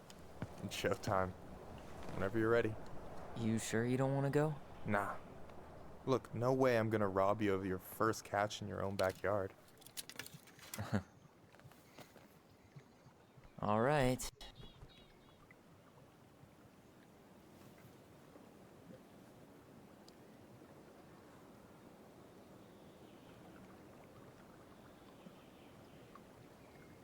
Got everything you need, by the way? Yeah, I'm good. Man, I'm so gonna miss this. Miss what? Just hanging out and fishing and... You know, I'm not gonna have a lot of time after we move to Juneau with school and the JC and everything. Right. So did any of the people you came up with at Fireweed land in Juneau? Oh, I'm not sure. Once they left, I never really got in touch. Really?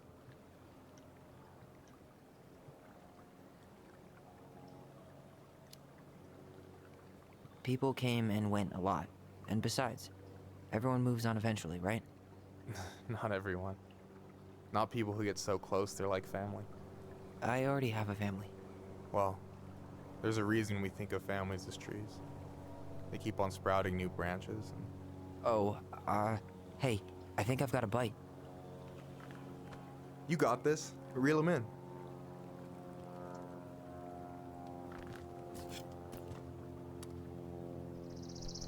Come on, pull up on the rod. Reel them in.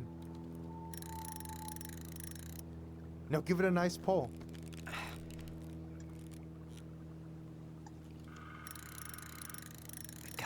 I got it. Slippery little. Got it. Bravo. First of many. Pace yourself. It's a marathon, not a sprint. Thanks, Sensei. Oh, hey, did you want to make solid plans to hit the buzzard hole? The river might ice over soon, so we shouldn't wait too long. Yeah, sure. Sweet. I was planning to go Saturday. I'll pick you up on the way out. Cool. I'll set my alarm to ass crack of dawn. I should have said this earlier, but thanks for doing all this. You're making it sound like it's a big deal again. This is what friends do. Besides, I wanted to see if all this talk of yours was just that. Your verdict? You're doing pretty well, but don't let it go to your head. Still plenty of time for ego to get the best of you. Yes, sir. You have this whole fancy bag just for ice fishing? You don't mix and match. Ever. Jeez, you don't mess around, do you? Told you earlier. I'm a very serious man. All right, here we go.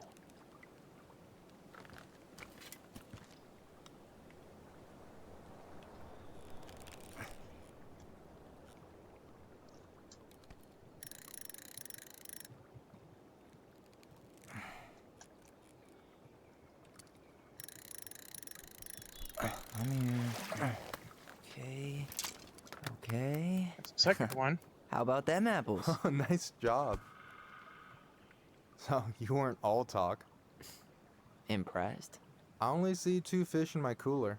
For now. So do you always drive around with an auger in your car? It's not how it looks. Okay, I swear. I was already planning on going ice fishing with the family this weekend. I made a mistake of forgetting the auger one, so we had nothing on hand but an ice chisel. That'll scar a man for life. Fair enough. So you gonna tell me what's in the cooler, or what? I could tell you. Or I could watch you squirm a bit longer. Ugh. You're a terrible person. You know that? You betcha.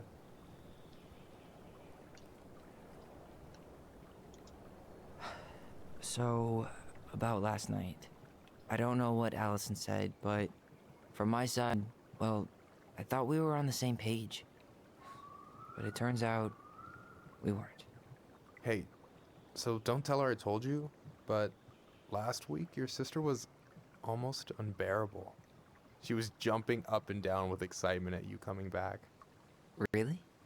You better believe it. Look, the last time you saw each other, you were kids. Just because things have changed doesn't mean you can't work it out. I know.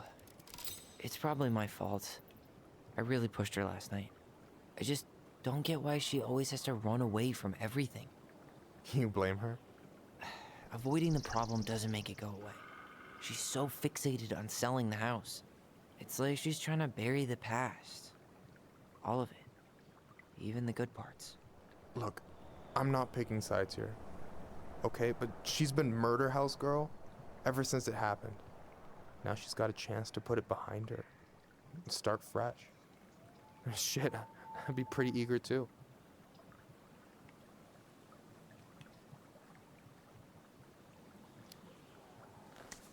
I guess I didn't really think about that. I've been so focused on my own shit. It's been hard, you know? Figuring out how to live out here. You mean outside of Fireweed? Yeah. When I first got there, all I could think about was getting out. It felt like a cage. But after a while, it started to feel more like a shell. I figured out who I was in there. But now I've got to work out how to be that person out here. Well, if it makes you feel any better, none of us really know what we're doing. Like, shit may look bleak now, but your sister's never gonna give up on you. And you can lean on me too if you want. Just be careful, okay? Got a bad left shoulder. I'll keep it in mind. Thanks for listening. Don't mention it. Don't you say anything. I got this. Alright, let's do this.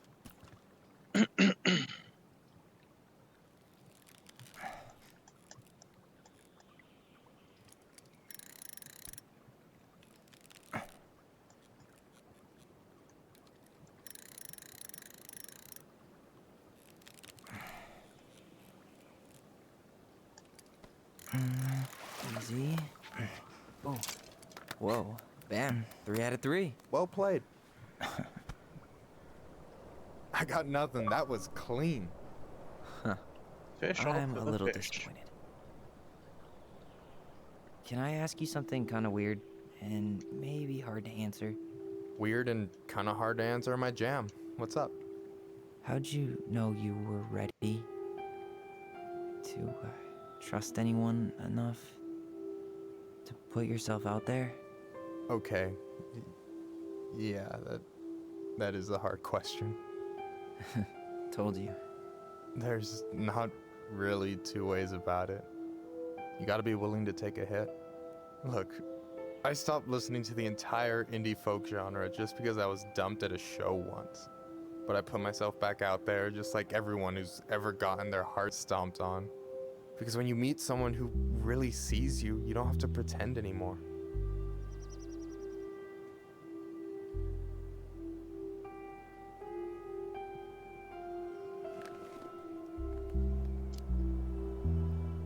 And you're still interested in being that someone? Even after all the shit that's happened? Hey, I've got baggage too. I think it's worth a chance. Don't you? I think we're in total agreement here. Yeah? Yeah. I get this feeling like I could say or do anything with you, and it'd be cool. I feel safe. You are. Because your sister would kill me if I did you dirty. Yeah, she would. So, doesn't look like you're catching anything with that. You want me to show you how it's done? Go for it.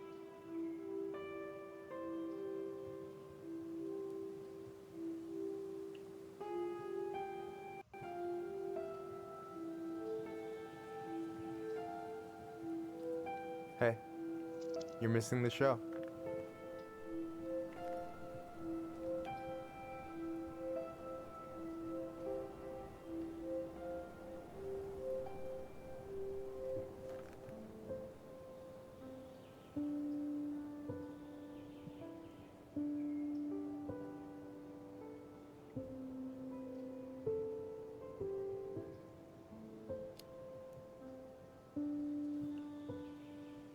You okay?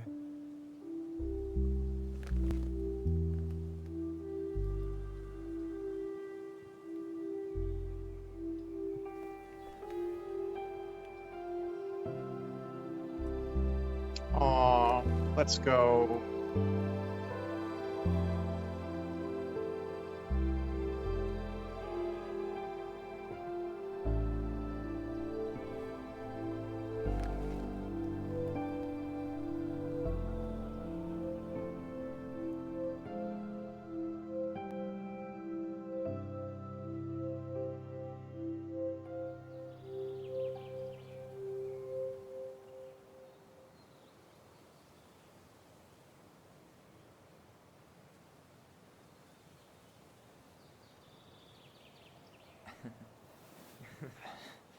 So, yeah. Yes, one way to put it. Hey, Allie. I think I'll just show myself out. Okay, call me later? You know I will.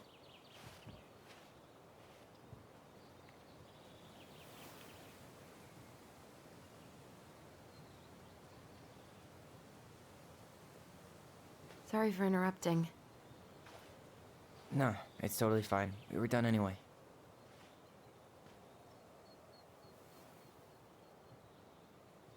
Catch anything? Mostly ice, but yeah. Tyler, I'm sorry for freaking out yesterday. All of this, it's just been really hard on me. Don't apologize. I was being an asshole. We should have never pushed you that hard. Come here.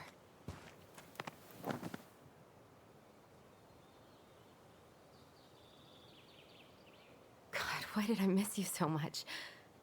It's only been a day. I've been told I have that effect on people. You dum-dum.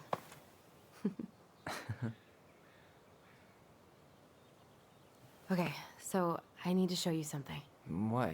You're kind of weirding me out. Can we sit down for a sec?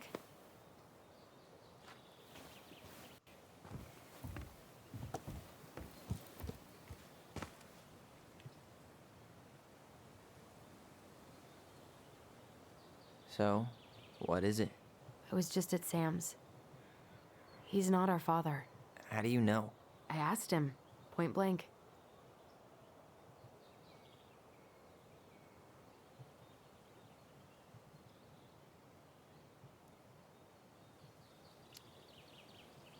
I'm not surprised. Burning down the barn didn't really seem like a Sam move. Yeah, I guess it was silly to suspect him in the first place.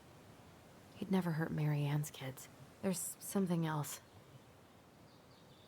Look at this. This was taken in 1992 when Mary Ann first moved to Delos Crossing. See that ladder? Sam told me the barn has a loft. He helped her build it. Apparently she never told anyone about it. And it's still there? As far as he knows, yeah. What do you think? Should we give it a shot? We've come this far. And a hidden loft? That's got secret shit written all over it. Let's go.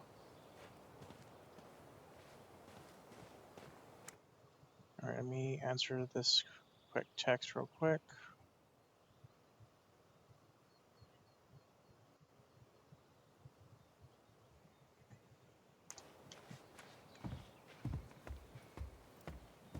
Let me have a quick look around before we proceed to the barn.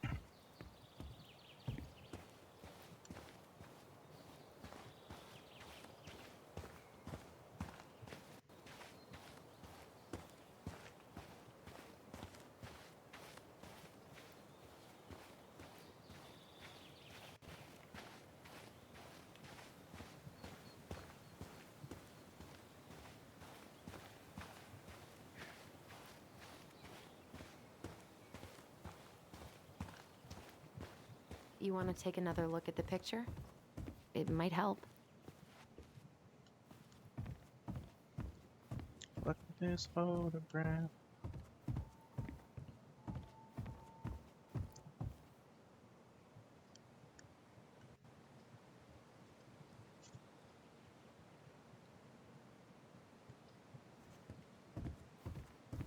What do you think is up there?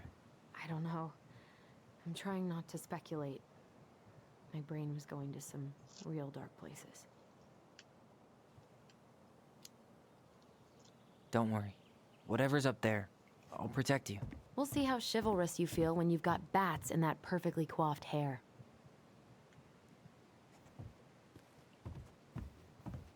So we just need a ladder. Nothing here.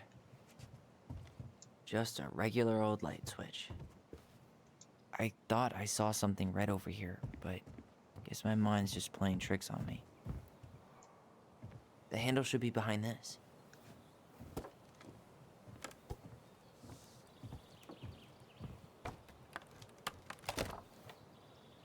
Ah, there it is.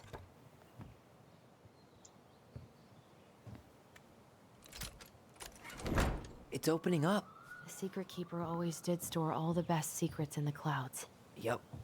Come on, let's find a way to climb up there.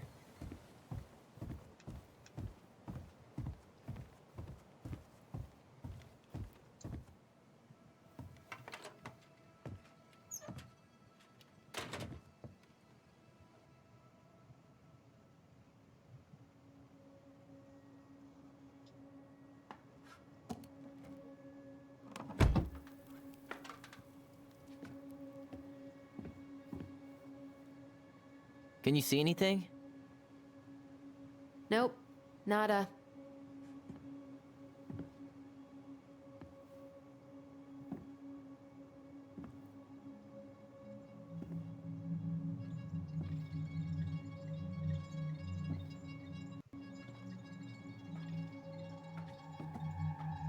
Here, found a switch.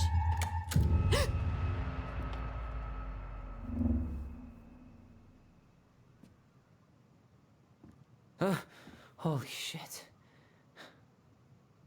Well, that shaved a few years off my life. It's him.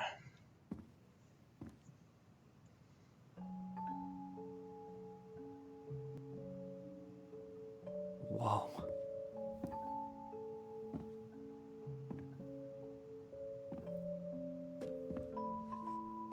It's her story. Look, she left us something.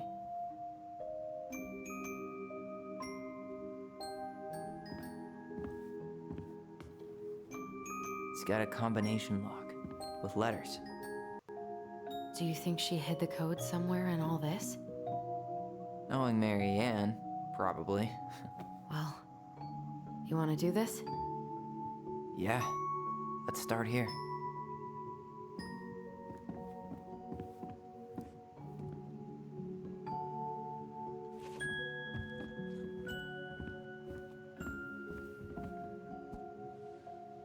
Recognize this? Yeah, it's from the story where the goblins tricked the Mad Hunter. It looks like it, but it's different, right? Can you check the book?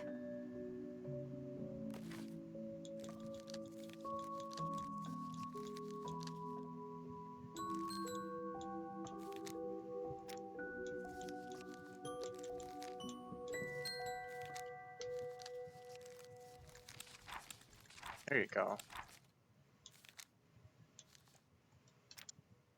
Ah.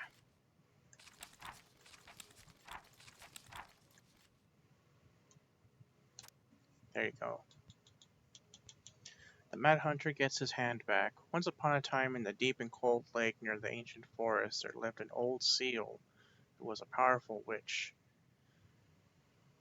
After angering the Ice King, she had been bound to the lake, allowed only to venture out when the moon was full and only looking like the hag she truly was.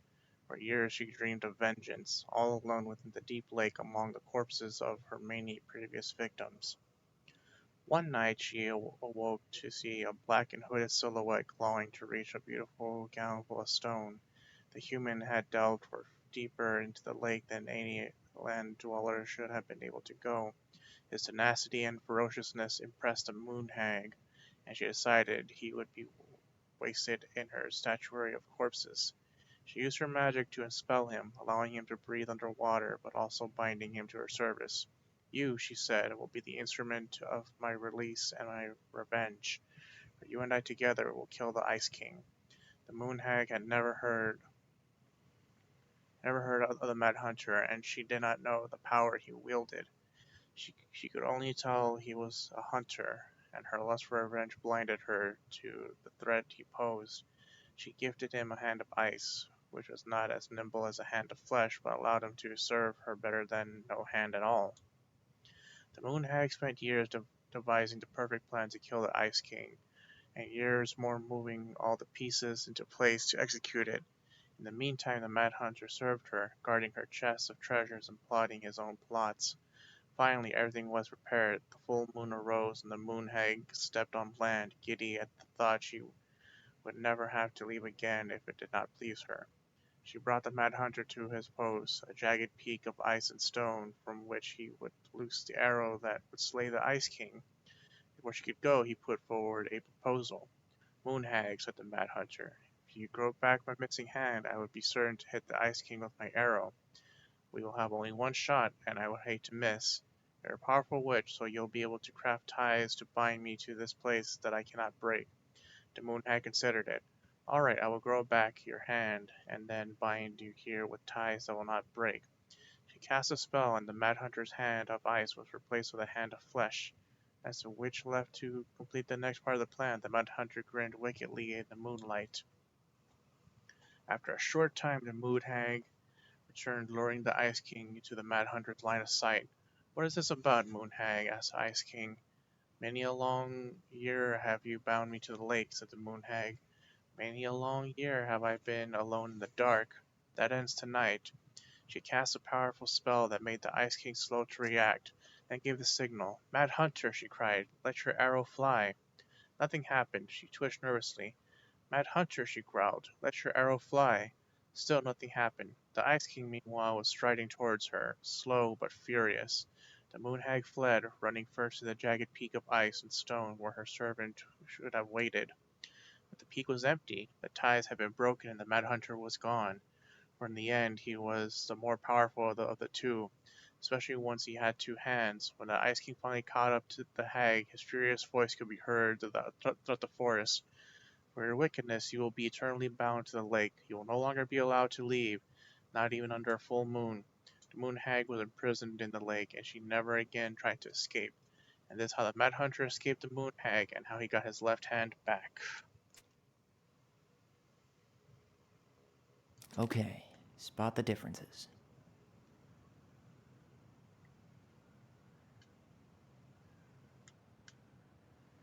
It moves. Oh, some of these parts are buttons.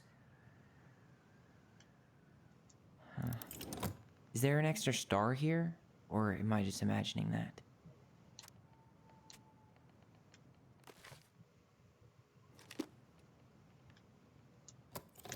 It's just a random star. No special meaning.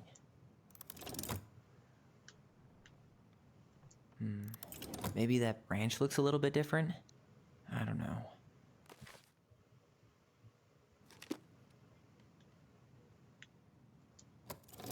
Even if the branch is a little different, I don't really think that means anything. The princess is running away from the Mad Hunter. Who was sent by the Gold Lady, according to the story. Do you think the Gold Lady could have been Marianne's mom? I mean, she always used to say she moved to the end of the world to get away from her family. Huh. Yeah, you're right. She ran. Why do you think she added that castle in the background? See the color of the flag? It could be her mother's castle. It looks like the princess is running away from it. So, Marianne ran away from home, and she grew up kinda rich?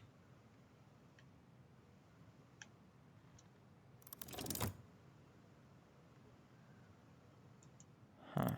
A pink flower. Was that in the original picture?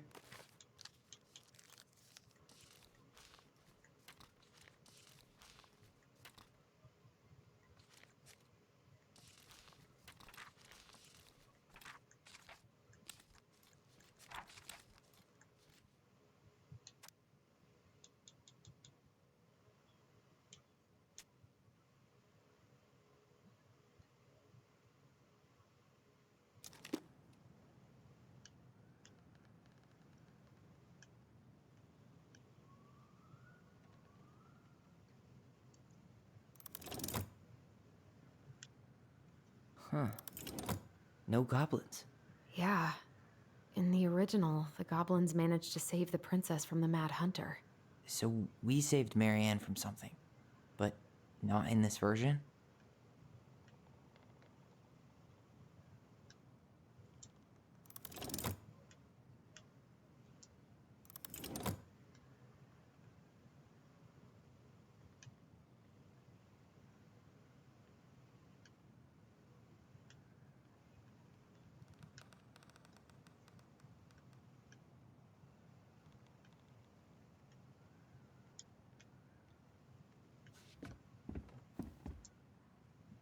Okay, spot the differences. Figured anything out yet? Nah, still figuring it out.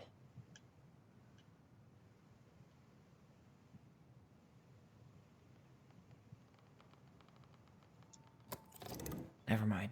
That's nothing.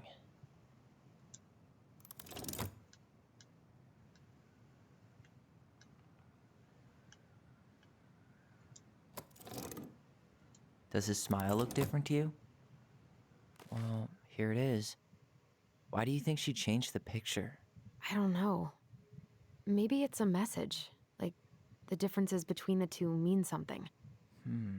Something about Marianne, right? Since she's the princess? Yeah. Why don't we try to find them all and then see if it makes any sense?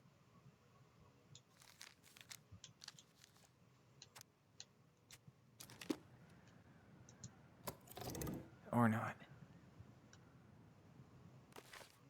Yeah, his hand is right there.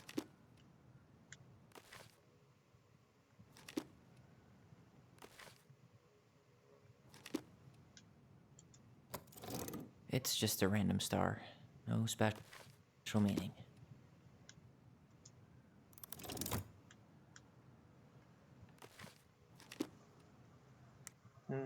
Guess I'm gonna look this up.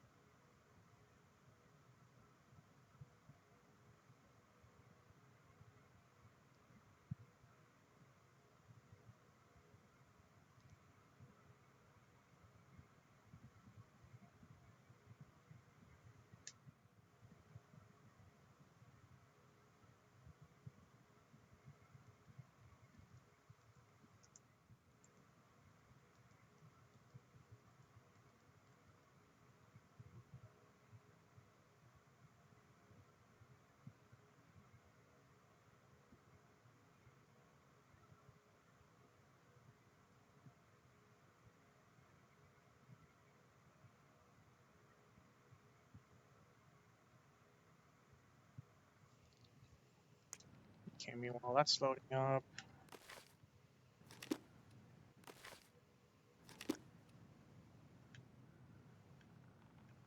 The Mad Hunter still has two hands. So this was before the Gold Lady cut off his other one, or Makes it or point.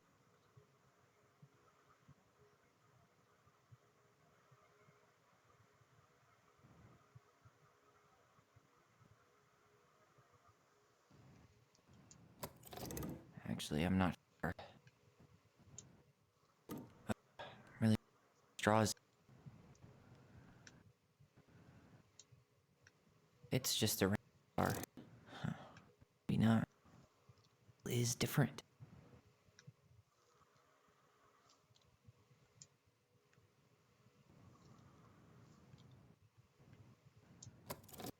Or not.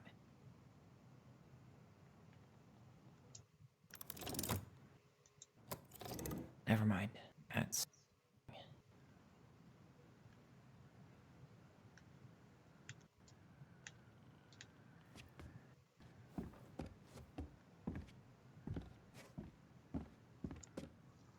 Okay, spot the differences.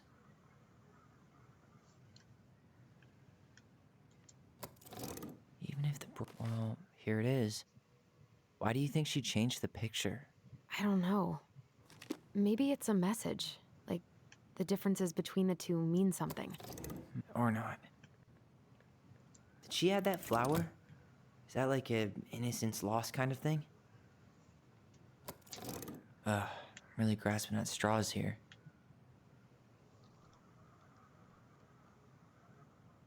Alright, so the castle, the girl, the tree, Or not.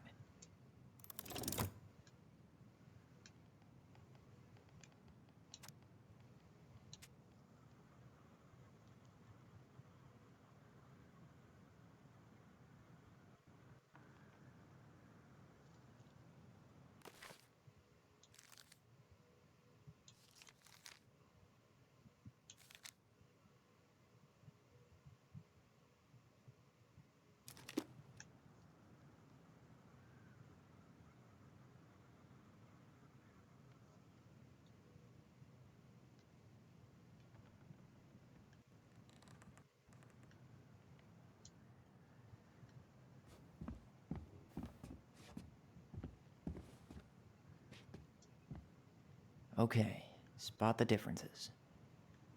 Well, here it is. Why do you think she changed the picture? I don't know. Maybe it's a message. Like, the differences between the two mean something. Something about Marianne, right? Since she's the princess? Yeah. Why don't we try to find them all and then see if it makes any sense?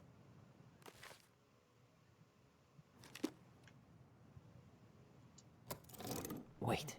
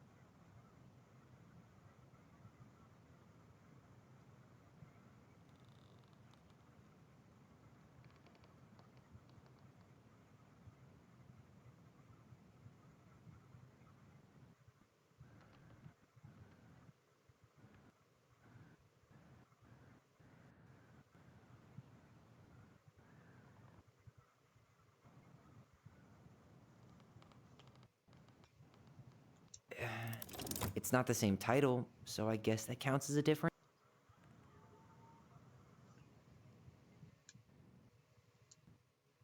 Even if the branch is a little different, I don't really think that means anything.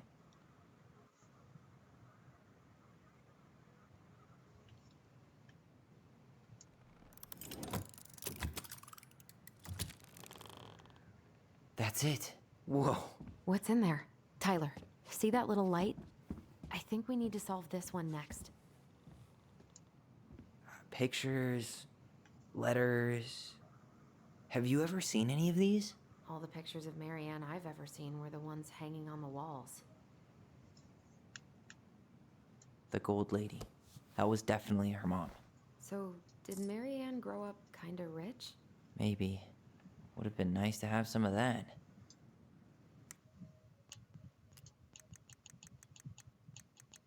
The Gold Lady is the wise princess's cruel mother, who sent the Mad Hunter to drive the girl back to the palace.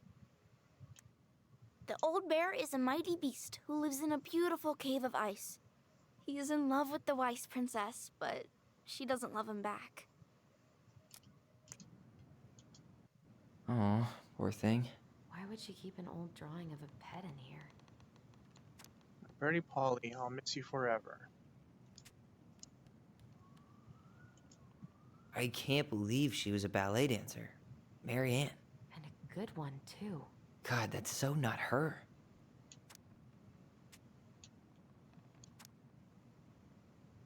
Wow.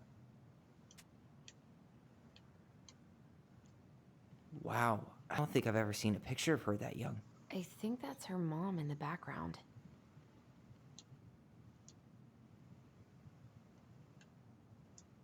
An artsy environmentalist. Yep, that sounds like Marianne's exact kind of catnip. Environment over economy. Did you know she studied engineering? No.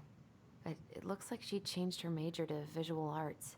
I don't think she actually got it changed. The paper's not signed and it's all wrinkled. Like someone tried to throw it away.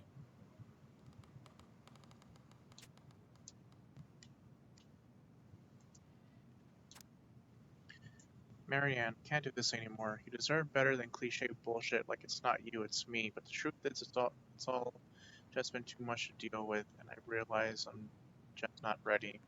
Maybe if we could have dealt with all of this on our own, without your mom constantly putting pressure on us, things could have been different.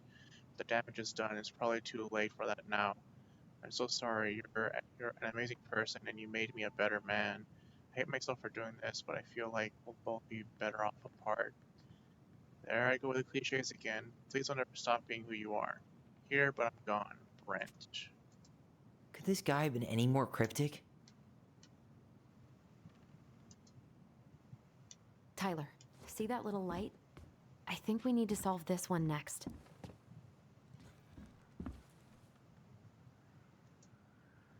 There's the Gold Lady again. She's all over the board. There was a figure of her in that stash by the Mad Hunter painting, right? Oh, yeah. So maybe all of this is related to what we found in there.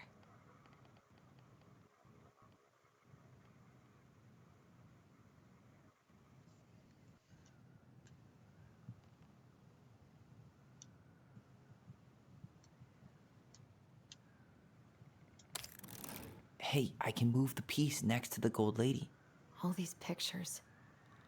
They look like images from Marianne's life before Delos, don't they? Well, some of them do anyway. Maybe that's it then. We need to figure out which ones are real?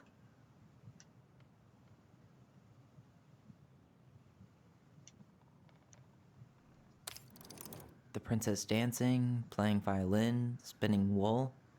I guess this is stuff she did for fun? Notice how unhappy she looks in all these pictures? I don't think she was having any fun. The wise princess looks like she's trying to run away. And she's being watched by the Gold Lady.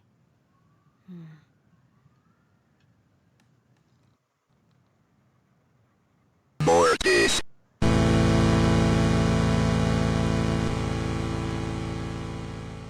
Hey Cinematic, welcome on in. Hope you're doing well. And hey Roger, welcome on in as well. And yes, I am here, uncovering all this.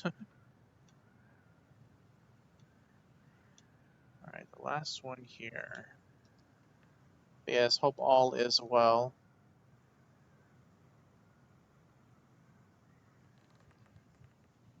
Okay.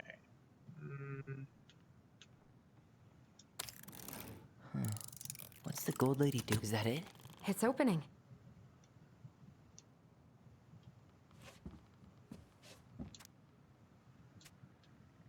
What's in there this time?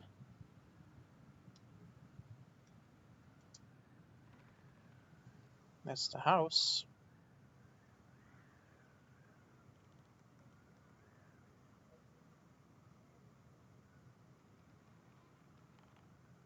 Yeah, I read that cinematic, and I'm sorry that, things have been going a bit downhill, but I hope things get better soon.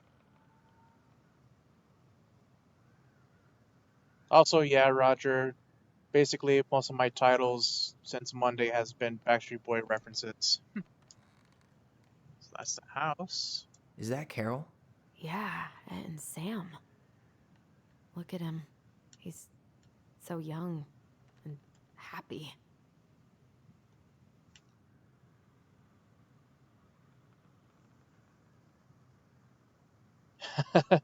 You watched the room?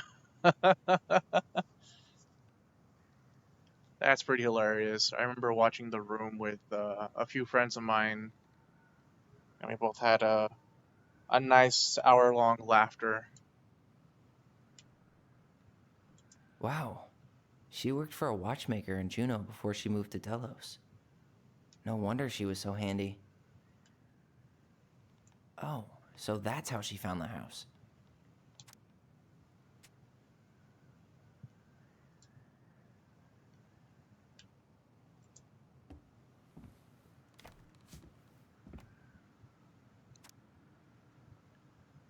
Seminary Park, Kodiak Island, Eco Village Arts Workshop.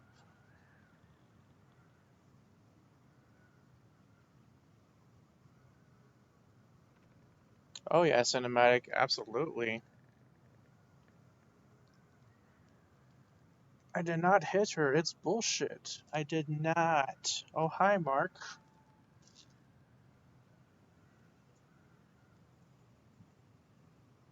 Also, you're tearing me apart, Lisa.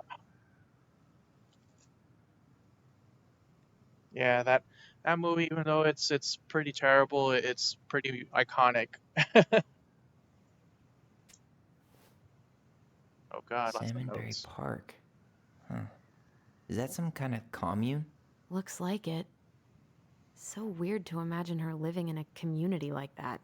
With, other people. The weirdest part is how they all seem to love her. Where was prom queen Mary Ann when the whole town was turning on us?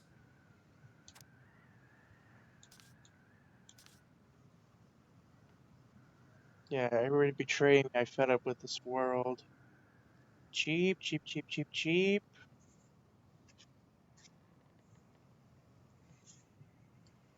Yeah, I remember my first time watching The Room with some friends of mine, and only one of my friends knew what the film was, but like none of us actually knew what was what was this film about. And then once we all watched it, we just died out of laughter for a good like whole hour.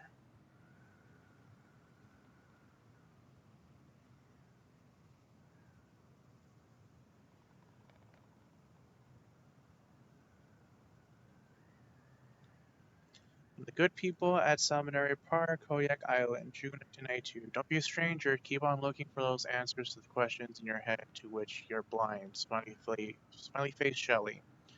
I miss you already, Sol and Bronin. Sorry we're losing you to modern civilization. We'll miss your positive attitude and your adventurous spirit. Also your wild edibles picking skills. Haha. Pretty Marcus. Bon voyage, Marianne. Rick. Marianne, you have the warmest and most beautiful aura, and I know you'll keep on shining wherever you land. Peace and blessings, Jarita. Thanks for being our little ray of sunshine. Godspeed, Cobalt and Weighty. I like your pictures. Love, Kamala.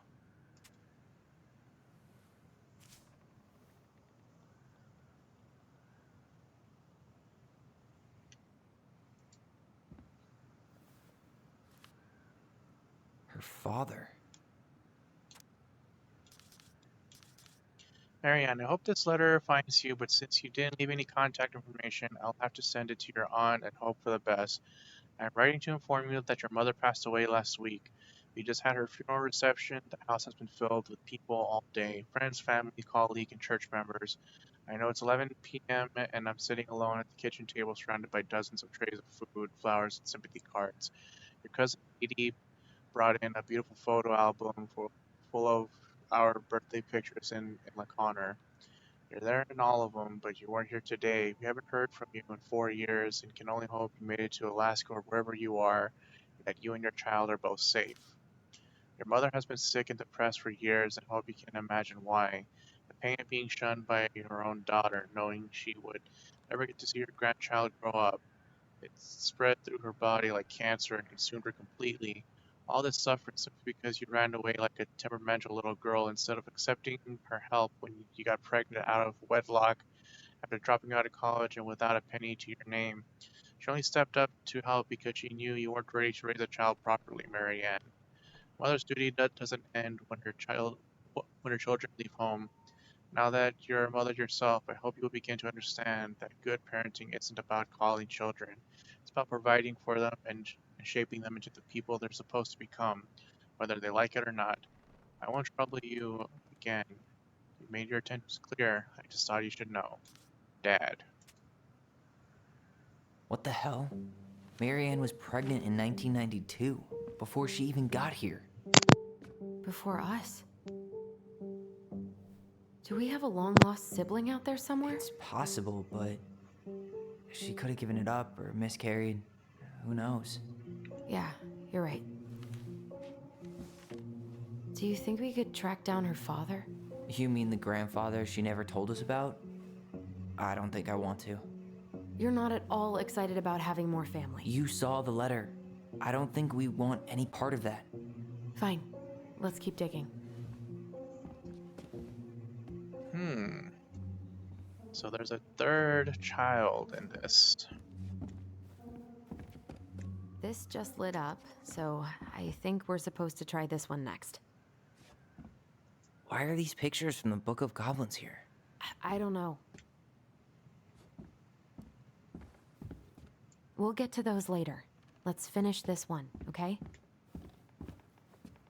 We'll get to those later. Let's finish this one, okay? Moonhag's gotta be imprisoned in her lake. The Mad Hunter, always on the princess's trail. The wise princess goes in the big wooden house, of course. crafty goblins go here. That's the pious pelican spot. Damn, I'm missing a piece that I couldn't get yesterday, and it's been bothering me. Here, the secret keeper, hiding secrets in the clouds. The old bear's gotta be in his ice cave. Back in your pond, Big Frog. Gold Lady stays locked up in her castle. The Ice King goes in the forest, obviously. There you go, Stalwart Moose. We'll let the mangy muskrat have his rock back.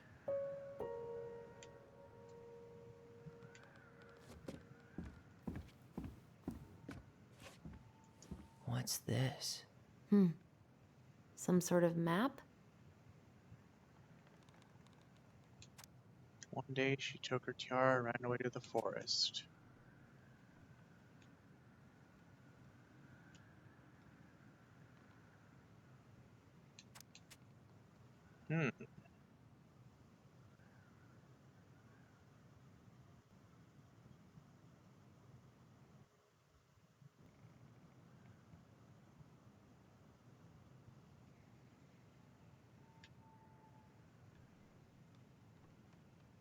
That's the Gold Lady's castle.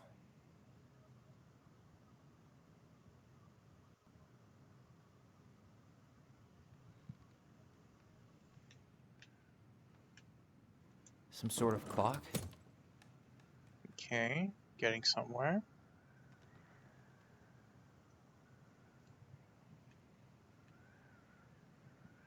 This is the princess's house.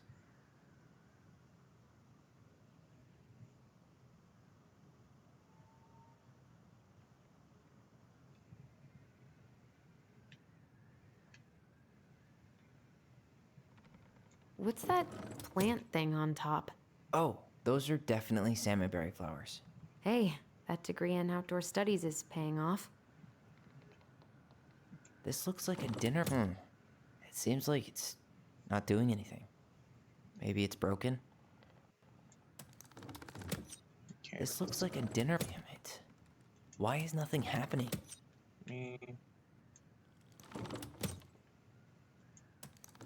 Start over. So we got the castle here.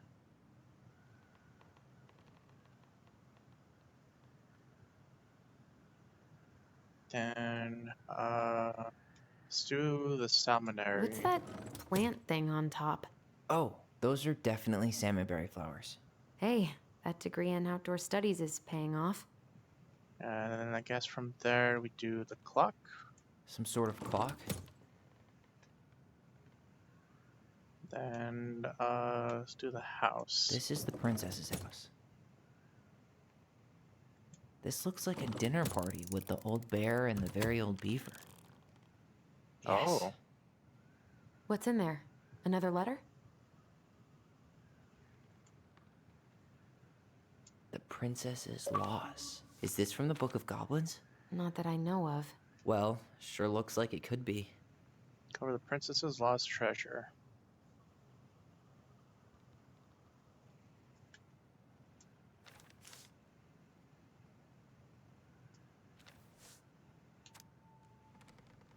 Once upon a time in an ancient and deep forest there lived a wise princess in a big wooden house. She had made it through the woods and to that house with nothing left but the clothes on her back and a single item from her old life, a splendid tiara. She lost almost everything in her desperate flight from the Mad Hunter. The trees tore the rucksack from her back and shredded her dress and left a pattern of red welts on her skin. But through it all, she clutched the tiara close to her chest, fearing any misstep could cause it to fall from her arms and break. A tiara had its own spot in the big wooden house, a pillow near the window, where the sun would catch on its surface to shine and wink. The princess could stare for hours at the tiara, marveling at its beauty and running her thumb down on its curves. Every morning she would wake and she would tend to it, polishing its every surface to be sure it shone as brightly as it possibly could. Then she would pluck it up and place it on her head, and walk the woods feeling somehow more complete. Because what, after all, was a princess without a crown? Every night she would place it upon his pillow, give it a quick kiss, and go to bed. On her way, she would pause and glance back to be sure it was still there. She hated to be separated from it, but she knew it was the safest pillow while she slept. One night, the princess woke to a raging storm. The wind howled against the walls, rattling the windows and their panes. Fearing a gust might burst open a window and blow the tiara to the ground, she plucked it from its pillow and brought it to bed with her. All through the night, she held the tiara close, and in the morning she woke to find herself still cradling it. The storm had passed, and the princess relaxed. The day was the same as any other, though perhaps she gave the tiara an even more thorough cleaning, grateful as she was that nothing had gone wrong.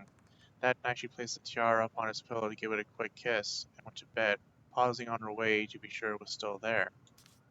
In the morning she woke and sensed immediately that something was wrong. In the living room the tiara lay upon the ground, broken, dull, and faded. Nothing else in the room had changed. The pillow was exactly where she had left it, the window was closed, there had been no storm, no wind, no sign of anything that could have gone amiss, only the broken tiara, mute upon the ground. She picked it up and held it in her arms with a guttural cry, but though she tried to fix and polish it, it was gone, beyond repair, with no shine left.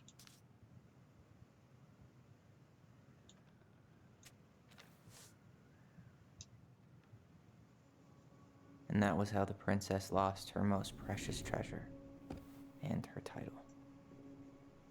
That was the story she read us that night. God, it makes sense now. Yeah, she got pregnant.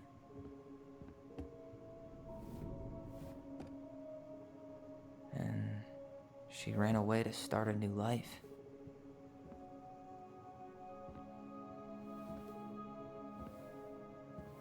And then she made her way to Delos Crossing, where she was finally happy.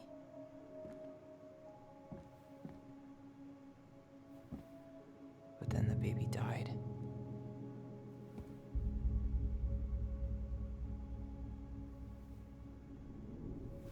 I can't even imagine how she must have felt. Well, shit. She left everything behind, built a whole new life for him. And then he was just gone. I guess having us helped her move on. But when it looked like we were going to be taken away, she snapped. She just couldn't lose any more children. It really wasn't anything we did. I don't know what I'm supposed to do with all this. I don't either, but all I wanted was to understand what happened to her. And now I do. Yeah. We still haven't seen what's in that chest. Oh boy, I just hope it's not the baby in there. Okay, so how do we open it? That would be super morbid.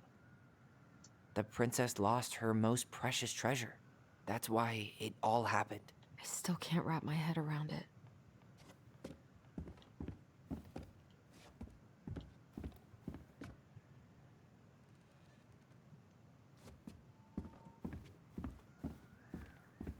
All right, should be easy enough.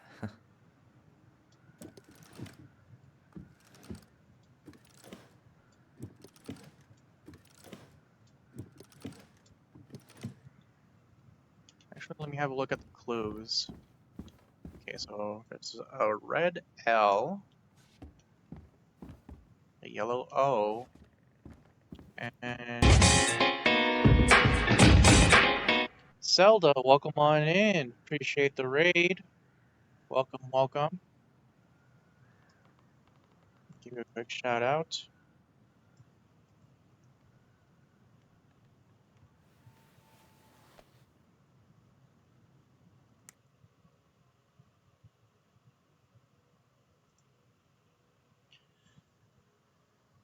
Yes, welcome on in, Raiders. Hi, Zelda. I am doing pretty good today. Can't complain. Hope your stream went well. And yes, welcome on in, Raiders. For those of you new to my channel, I go by Bearsona, or Bear for short. And I pretty much cover a variety of games, modern and retro, from fighting games to RPGs, action shooters, puzzle platformers, and even visual novels. Today we are doing the final chapter of Tell Me Why. We've been on this game since Monday, doing episode per episode, and today is the grand finale. So if you're still wanting to play this and want to avoid spoilers, I completely understand.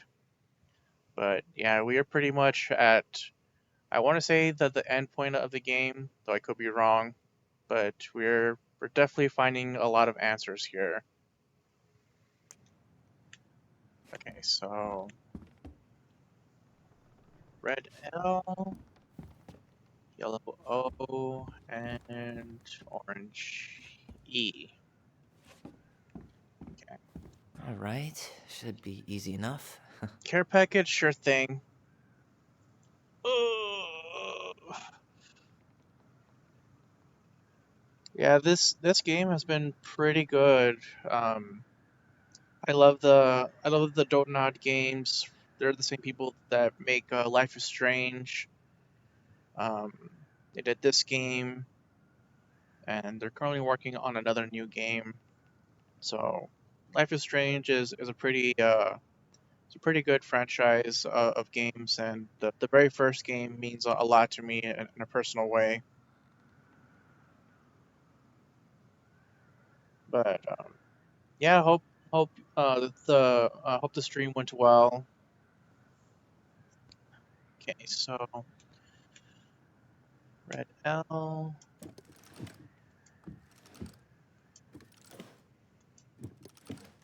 Orange E. Oh, yes. It spells Leo.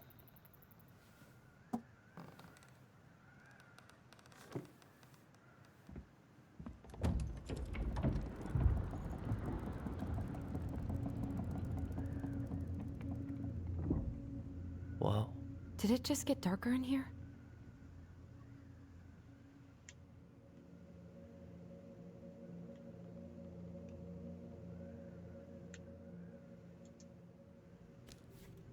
Ollie.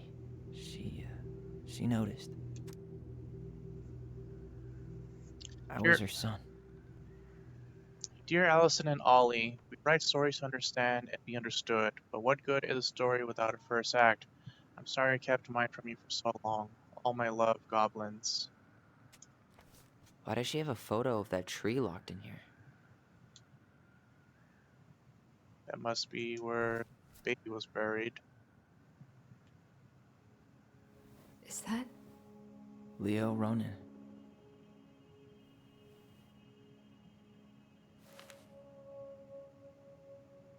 Why didn't she tell us about him? Why didn't she tell us any of this? I mean, it's fucking terrible. That's why. Allie, did we do the right thing opening this? We did. It's better we know what happened, even if it's hard. And there's one more thing we need to see. Are you sure? Yes.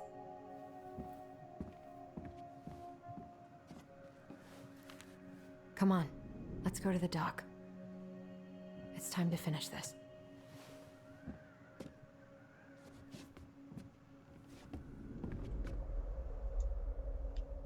Hey, now that we're done with the important blanket. stuff, maybe we can take a crack at these? A baby blanket?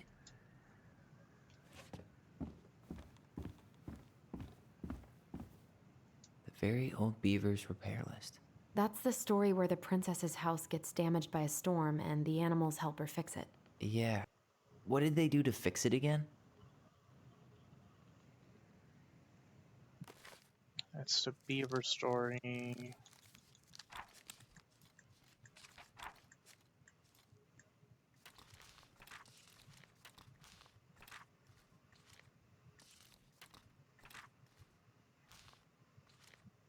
Is it this one?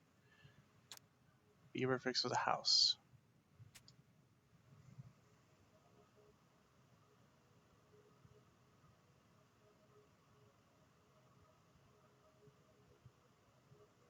Oh, Assassin's Creed Rogue. Nice, nice. Well, I hope you had a nice stream. Hope you made some progress with Rogue. Once upon a time, in an ancient and deep forest, there lived a wise princess in a big wooden house. One night, a particularly violent storm shook the house. It shook the shingles on the roof and the planks in the walls. It even shook the beams on which the house stood, blowing the whole thing near the ground. The princess hid in a closet, fearing the house would come down on her as she slept. In the morning, the house was still standing. It was badly damaged. The storm had blown shingles off the roof and planks off the walls, and even bent a post upon which the house stood. The first two things she could fix, but the last concerned her. What will I do? Depraved the wise princess, for though she knew many things, she did not know how to fix the big wooden house. He did, getting closer to the end of the game. Nice, nice. I hope in your next playthrough everything goes smoothly towards the end. Just then the old bear came by to see if the princess had any trouble in the storm. When he found her nailing planks back into place, he said, "Stop, princess, let me do that for you." "I'm happy to do it," said the princess, "but if you want to help with the roof, you may." When the pair were done with the roof and the walls, they examined the bent support post. "I could throw my body against it," said the old bear. "I am very large." He stretched up onto his hind legs, being sure the princess could appreciate how very large he was, then charged straight at the post. He threw his body against it with an impressive thud. The impact moved the post, but too far, and it ended bent the other direction. The wise princess decided more precision was needed. She thought then of the very old beaver who kept an excellently crafted dam. Perhaps she could help. She went looking for the very old beaver and found the industrious animal hard at work, slapping down mud on a part of her dam that had been blown apart in the storm. Most of the structure was unharmed because the beaver was very good at building things. The princess knew she had come to the right place. "Beaver," she said, "my house was damaged in the storm. Would you help me fix it?" "I believe I could do that, yes," said the very old beaver, and she paused at fixing her own den to follow the princess. The very old beaver examined the big wooden house and nodded. "It'll be an easy fix," she said, and she set about righting the post with loud slaps of her tail. When she was done, the wise princess stroked the beaver's head. "Thank you, beaver," she said. "The wind blew the shingles off the roof and the planks off the walls and even bent this post.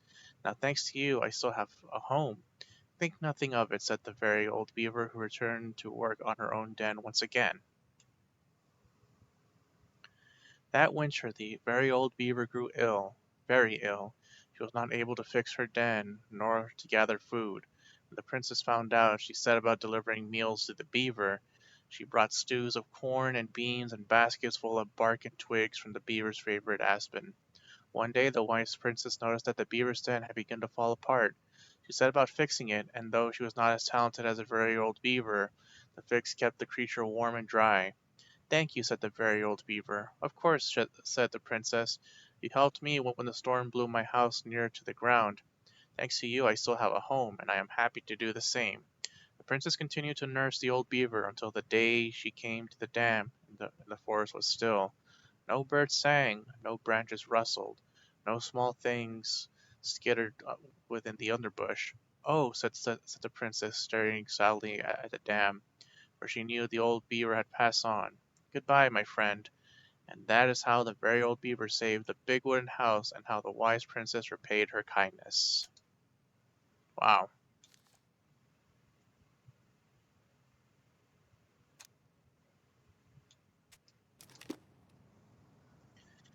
Alright, so let's see here.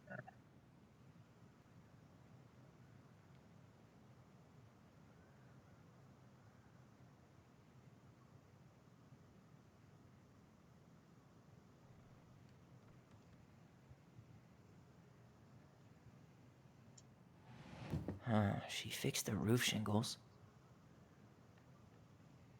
Okay, She slapped the post with her tail to write it. She fixed the planks that. All right. There you go. Damn. That must have been rough on Eddie. Yeah, he doesn't really like to talk about her. Dear Marianne, you cover your ears every time I try to have this conversation with you, so I thought I'd have a better chance of doing this in a letter. I know you don't like saying goodbye, so I'll keep my melancholic rambling short and sweet. I want to thank you with all my heart for taking care of me for these past few months. I can't even imagine how exhausting it must have been for you to look after a sick old lady when you also have two small children at home. I know you want me to keep fighting this disease and hoping for recovery, but it's always been a great strength of mine to know when it's time to let go. That time has come. I'd like to ask you one last favor. Please take care of Eddie after I'm gone. My poor boy puts on a brave front ever since his father died, but I know he's in pain. I know I would be so much more at peace knowing he still has family. Maybe he could teach the kids how to fish. He loves spending time with them. Thank you for the warmth and the peace you brought to my life. Give the kids a kiss for me, will you? Carol. And was Carol alright? The crafty goblin's good deeds. Of course, the goblins had to help out the creatures of the forest to pay off their debt to the pelican. Well, what did they do? You know, I don't really remember.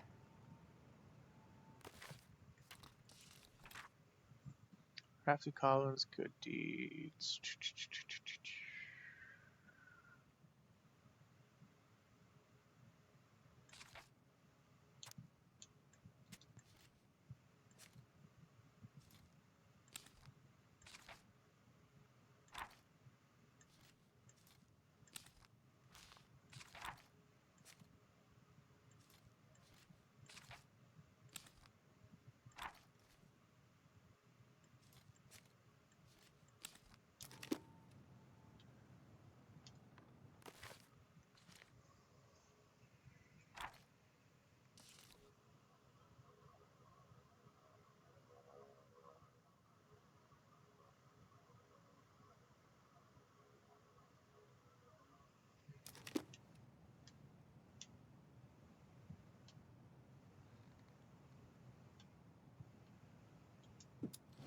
It broke open the beehive for the bear. They gave the stalwart moose a good scratch on the back. They hugged the princess when she was crying. Nailed it. Our lives would have been so different if their friendship hadn't gone to shit.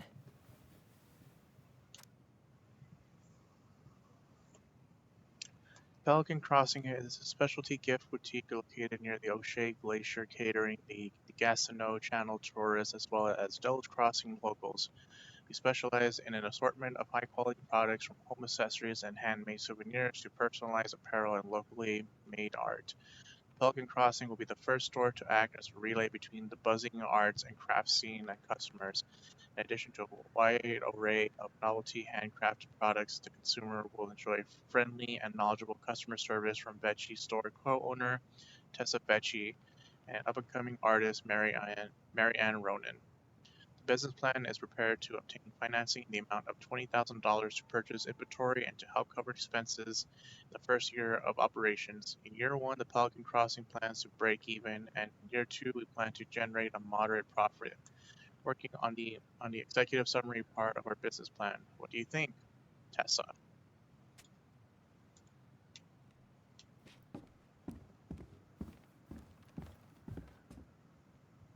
The old bear's gifts for the princess. I'm totally blanking on that story. What did he give her again? Why don't we open up the book and check?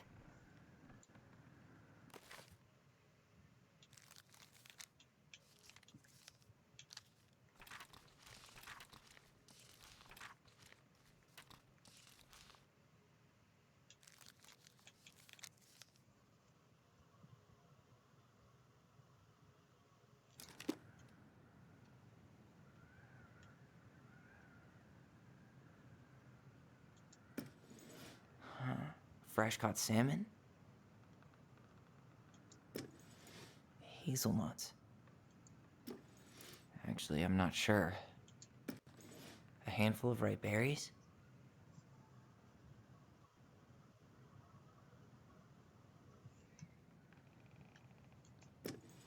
Some honey?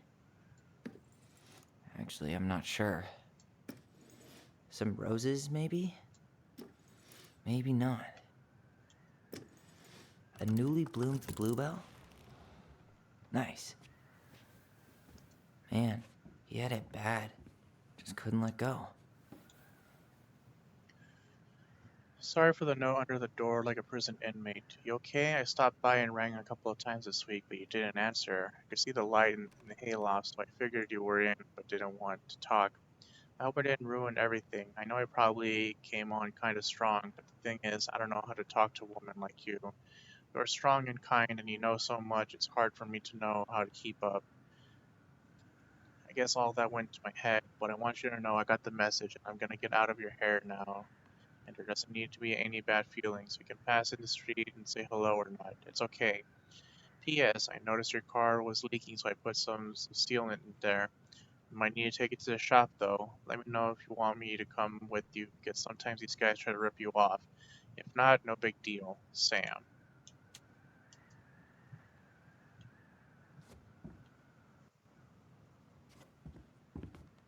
The crafty goblin's loot. That's from The Princess and the Two Thieves. I drew the original. And I distinctly remember drawing that cake, which is arguably the best part of that illustration. All right, Picasso. And you probably remember what the goblins stole in that story, huh? I'm pretty sure they stole some eggs. Maybe they took some of the princess's fruit? What if they took some spoons? That's it. I always wondered where that drawing went. She said it was her favorite, and then one day it just disappeared. You're the best mom in the world, the prettiest princess.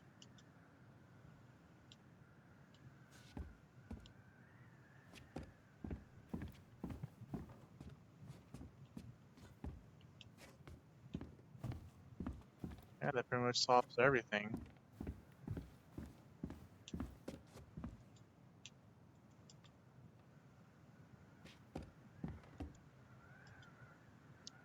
Yeah, I'll have to, on my own time, get the last piece and put it up there. You really want to go? You sure we've seen everything? I guess we could stay a little longer if you think there's more to find. Alright, give me one moment. I'll be right back.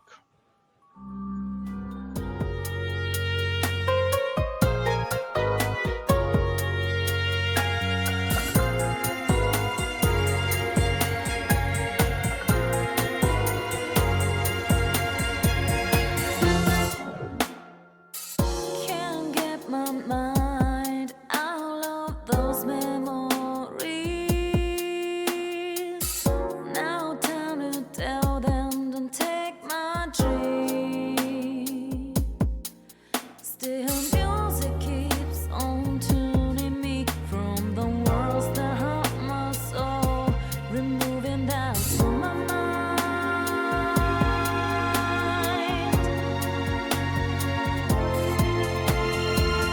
Those long days passing by from the door, like late summer days slowly fade away. Finding way through the favorite tune, playing all day with my eyes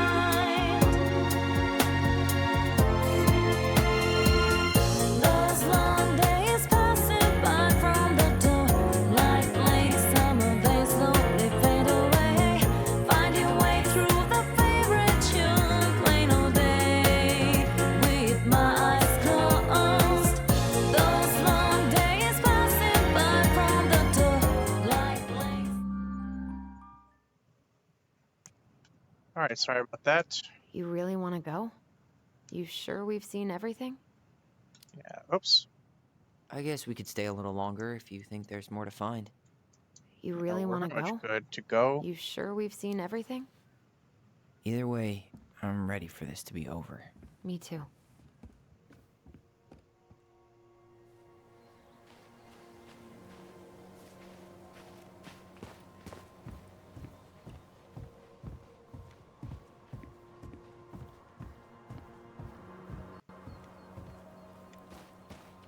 Thank you, Zelda.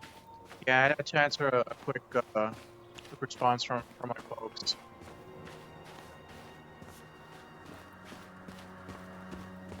What are we waiting for? I want to know who was here that night. Let's try and remember who Marianne was arguing with. Alright, here we go.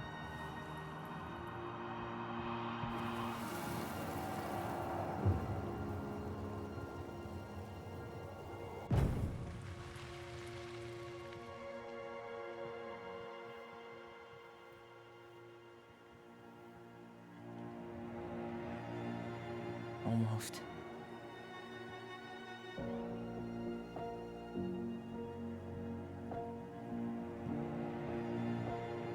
Is that Tom? Tom? Tom Vecchi is our father? Of course. It had to be him. Tessa knew, didn't she? Yeah, she must have. That's what she didn't want to tell us. God, Marianne and Tom? I know. Ugh. What should we do now? Yeah, call him out here and make him tell us what was going on. And if he won't? We know his secret. He will. Tom? It's Allison. We need to talk. We know it was you.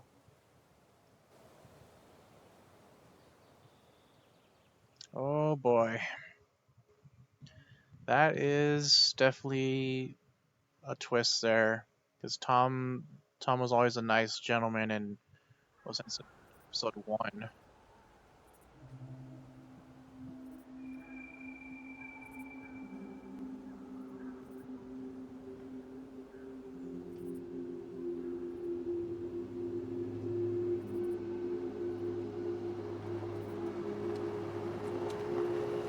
Let me take the lead on this.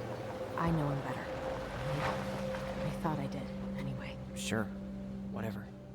As long as we get answers.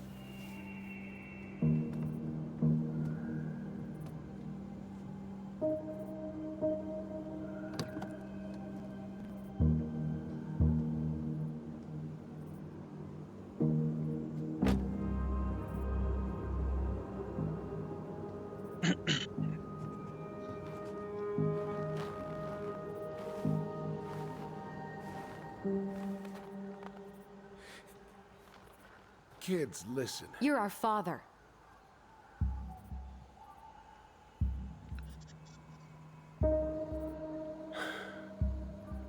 Yes. You knew how bad it got out here. How little we had. Why didn't you help Marianne? You mean all the money she wanted? We didn't have anything to spare. Well, that winter was rough on everyone. And you would have starved out here if not for all the free food we gave you. Don't act like you had anything to do with that. That was all Tessa. That's a cruel presumption, young man. Maybe it was Tessa's idea initially. But I supported it. And your mother was happy to live off our handouts.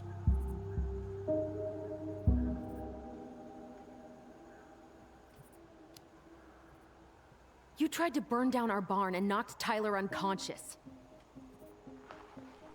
I never meant to hurt anybody. You weren't supposed to be home. Doesn't excuse the fact that you didn't even stop to help. What do you want me to say? I panicked. I was terrified that this whole thing was gonna blow up in my face. I had to do something.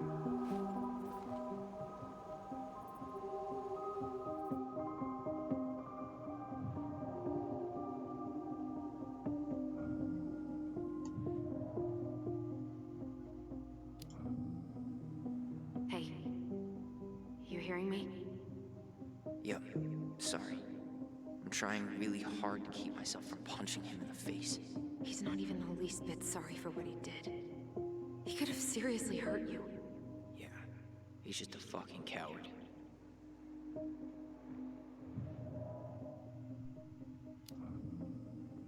So what do we do now? We tell him he's gotta fix the mess he made, one way or another.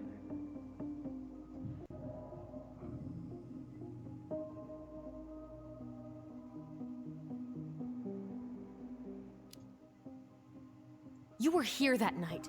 You saw Marianne and Tyler. Why didn't you help? I know it wasn't my best moment, but she threatened my life. So you just decided to let her drown? I didn't decide anything. Everything happened so fast, I panicked. And by the time I got to town, Brown was already on his way out. There was nothing else I could do. Jeez.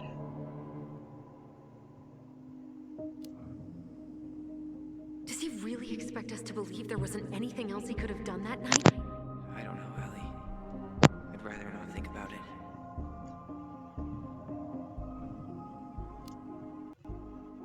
You failed us, Tom. You need to make it right. I'll do whatever you want, as long as none of this gets out. Excuse me? You want me to pay for my mistakes? Fine. But please, Tessa can't know. This'd kill her. Tessa already knows, Tom.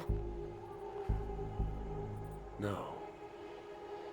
That's impossible. It never occurred to you the reason Tessa cut Marianne off was you?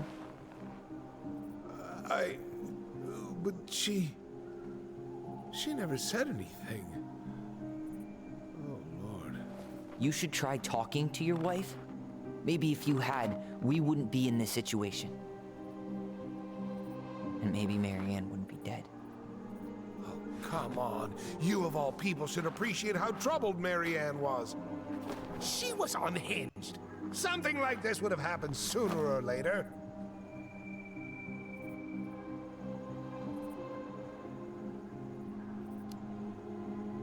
That was convenient for you, huh?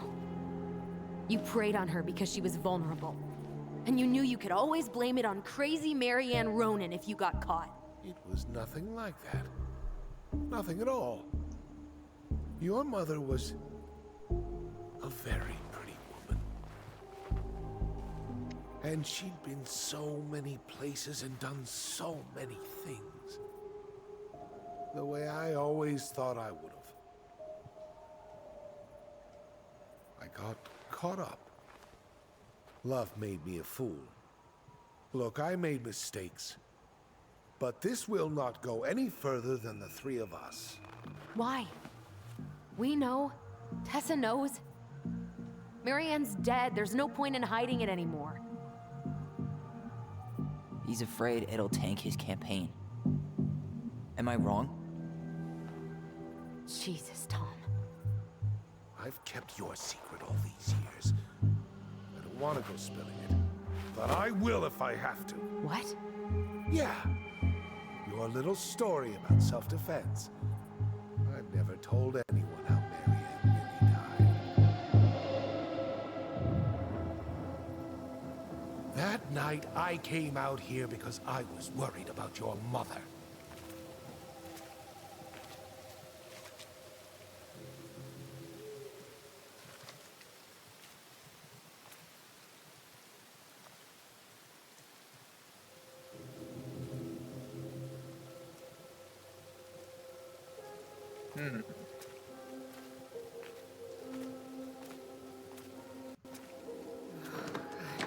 Why do they do it?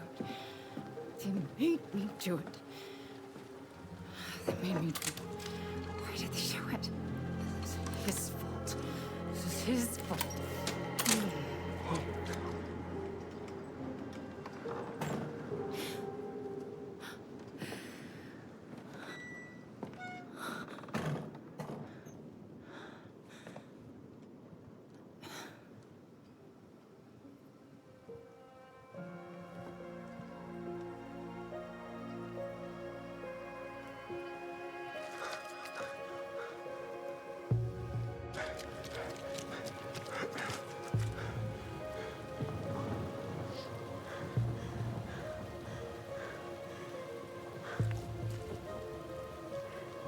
Care package? Sure thing, Zelda. Mad Hunter.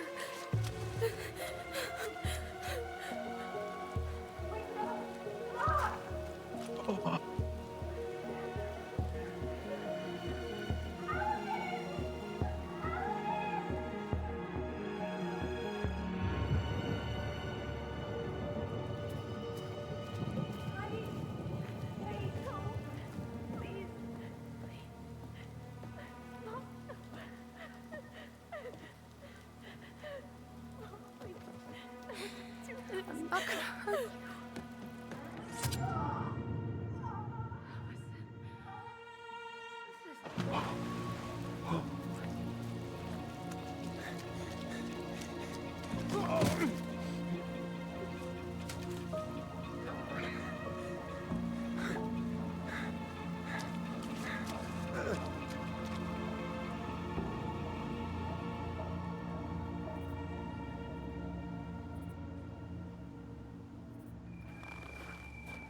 No. No way. You're a fucking liar. I saw what I saw. Ugh! You're manipulating us just like you manipulated her. Tyler! You're not listening to this, are you? Be smart about this, Allison. Are you sure you want this to get out? You've got way more here to lose than he does. His name will be all but cleared, but you'll be a killer. What will your uncle say? She already told him about it. And Michael? Well, the whole town might turn on you. Don't touch her. You know I'm right. Just get out of here, Tom. Tyler and I need to talk alone. Just please. Think twice before making any rash decisions. There are a whole lot of lives at stake here. Leave us the fuck alone. And never come back.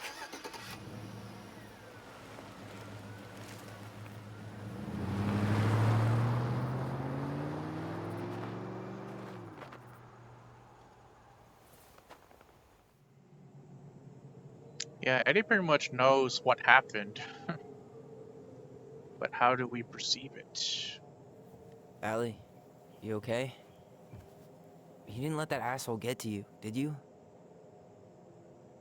Did you? What if he's right?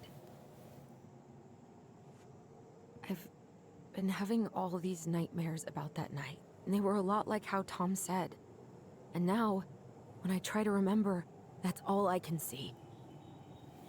He's trying to mess with your head, and you're letting it work. No, it's more than that. Ever since we started digging, I haven't been able to shake this feeling like something's off. Something's off because he put this in your head. Don't let him get away with it. He might not be lying. We keep getting things mixed up. We remember totally different versions of the past. Those are just details. This isn't that. She was going to kill me. I'm not so sure anymore, Tyler.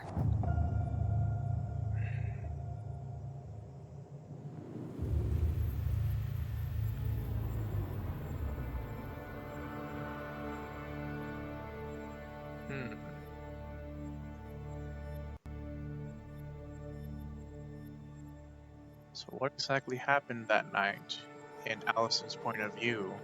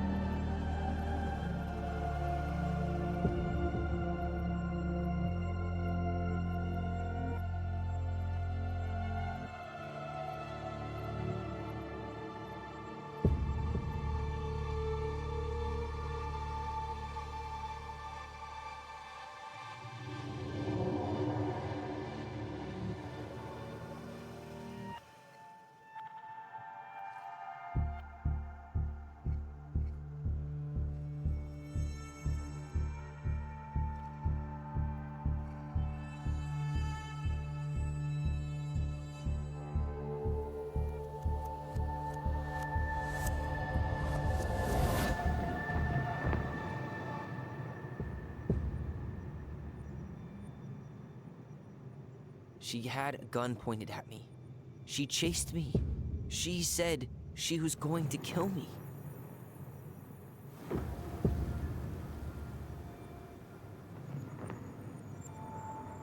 She threatened Tom with those exact same words, with the same gun on the same pier. The thing you said to Eddie the other day got thrown back at me. Don't you think it's possible that happened here too? I guess it's possible. Fuck. I don't know. And we're never gonna know the truth, are we? Because the second you walk away from something, that's it. Yeah. I guess at this point, you just have to decide what you believe. Me? Yeah. You need to start dealing, Allie.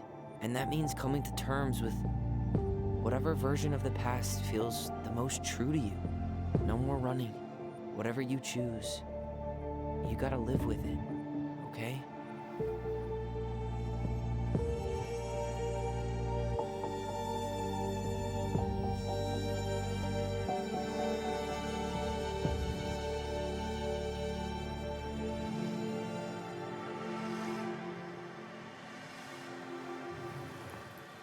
I'm not gonna hurt you.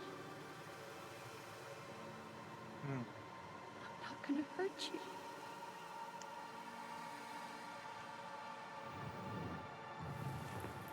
I'm going to kill you! I'm going to...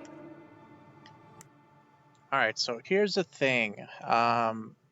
Based on what had been happening these past couple episodes, we've learned that Marianne had been going through a lot while raising these two twins. And as it was getting closer to the last couple of days before her passing, things were definitely getting out of control. Marianne's friend Tessa, who used to, give the kids free food and would always be very charitable and help them out, had to call CPS on Marianne because of a particular incident that happened with shoplifting, and the way Marianne started behaving very, very rationally, mostly because they were already down to limited resources and funds due to a very bad winter where hardly the town had any stuff coming in. So she was already like spiraling out of control by then, because once CPS got involved, like she was starting to just lose it. So it's kind of hard to put it that she wasn't going to kill Tyler. I think the way that was going to happen was that she was going to kill the kids and then herself, because she didn't want to risk losing more children due to her past issue where she lost her first child, Leo. So I think that's what I believe might have happened.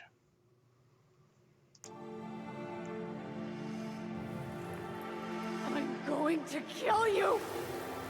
Sticking to the original memory, I'm not going to believe Tom's bullshit. I'm going to kill you! No, don't do this.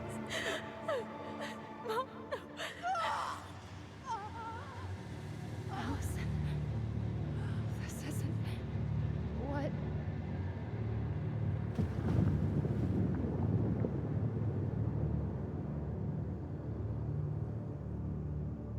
Tom was lying. Marianne couldn't face being separated from her kids again. And the only way to make sure that never happened was for all of us to go together. I know it in my heart. I saved you. I saved us. I know. You did the right thing.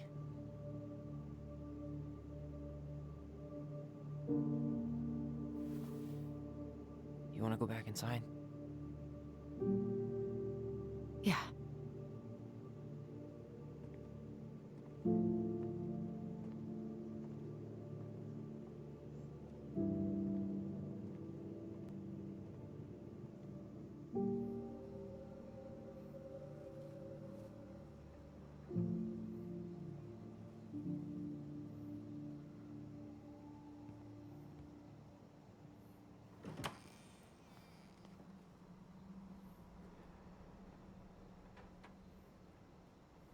Hey, peep what I just found downstairs. What do you think? Will it have aged well, or just gone bad?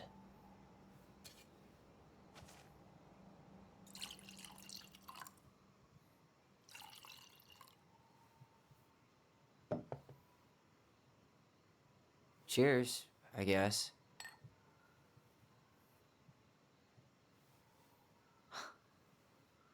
I can't believe Tom thought we'd buy that story.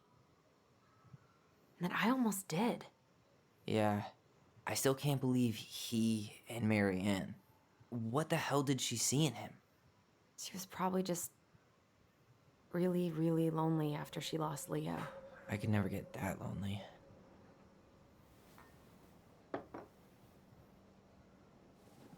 Listen, with everything that's been going on, it got me thinking about our voice. Like, that maybe we should stop using it. What? I just don't trust it, and I think we'll be better off without it. This morning, I kept getting these horrible visions. Of you and Marianne and Eddie. Visions. Like our memories? Yeah, but different. It was all my worst thoughts brought to life. You were in my bedroom saying I abandoned you. Eddie called me a snake. I'm sorry. I should have been there for you. It's okay, I was the one who walked out. I can't let that happen again. I don't think it will. Something's been pushing us to find answers. And now we have them. Maybe I'm wrong. And if it stays bad, we can stop. But I really want to keep what makes us, us.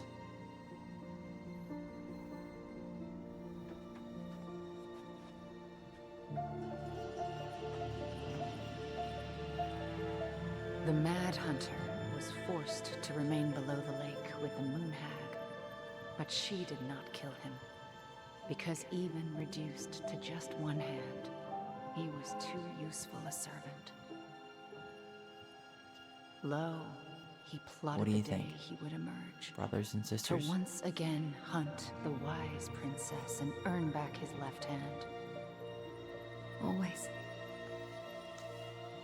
And that is the story of how the crafty goblins rescued the wise princess from the Mad Hunter.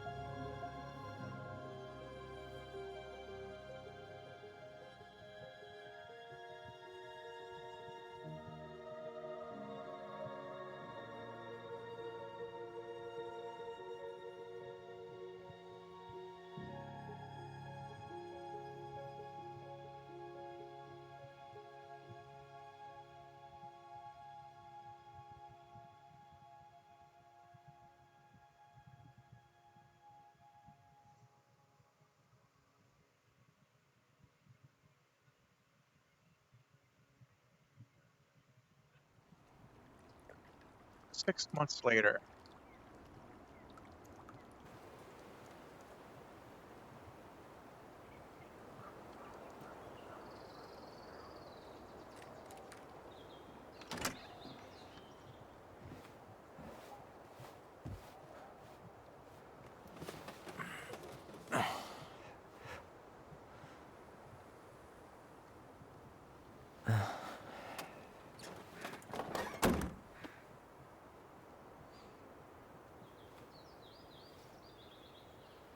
One last look. I'm good to go.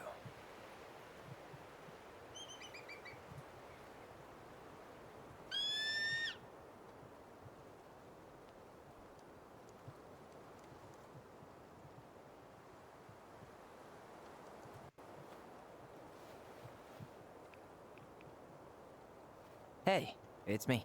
Hey, me. House is empty. I'm getting ready to head out. So, last chance. Is there anything you want me to do while I'm in town? Listen, Ty, you're dropping off the keys with Tina, right? Yep. Gonna leave 'em at her office on my way to the ferry. Well, that's it then.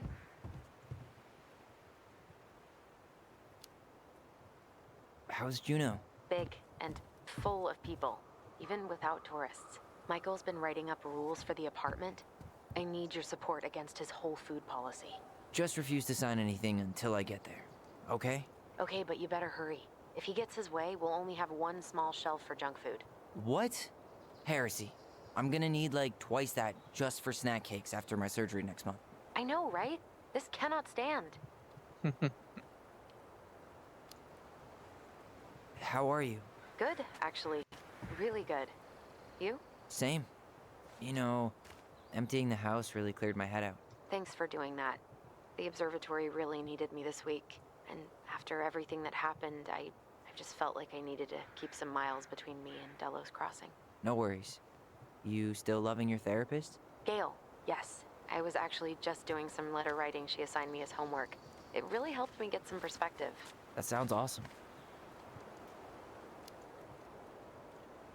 Did you see the article I sent you about Tom losing the election? Ah, yes. I saw your message right before derby practice, so I didn't have time to read it. But I did cackle at the headline. Did you picture Tom's face whenever you went in for a block? No, but that is a great idea. Anyways, I'm glad Tessa finally left his ass.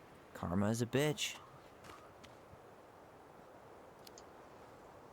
Okay, I'm gonna hang up now. See you tonight. Okay. I'm gonna take one last walk through the house and then head to the ferry. Drive safe. Pretty sure that's the only way possible in the old Allison mobile. Love you, Tyler. Love you. It's too bad Tessa closed her cafe. That other place just doesn't quite hit the spot. Poor Sam. I should have probably run these by his place. Or just drop them off at Bernie's.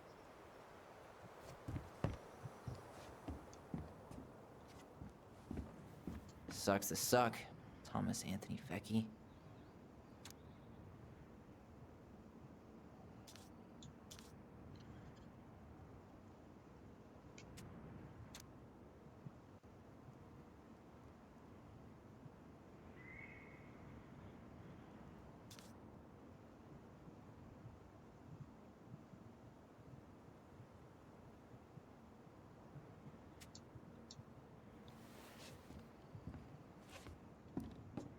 Huh.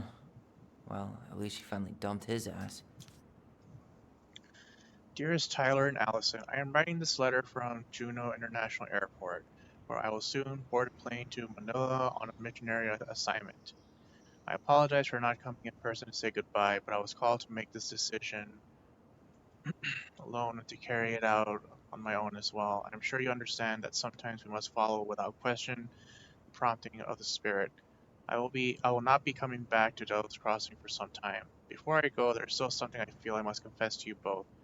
Perhaps because I have never found the strength to confront my husband, I have never been able to forgive Mary Ann for her betrayal. I truly did love you both like my own children, and I always tried to forgive your mother for her unapologetic lifestyle. But when I discovered that you were the fruit of her affair with my Thomas, I wanted her to suffer like I was suffering.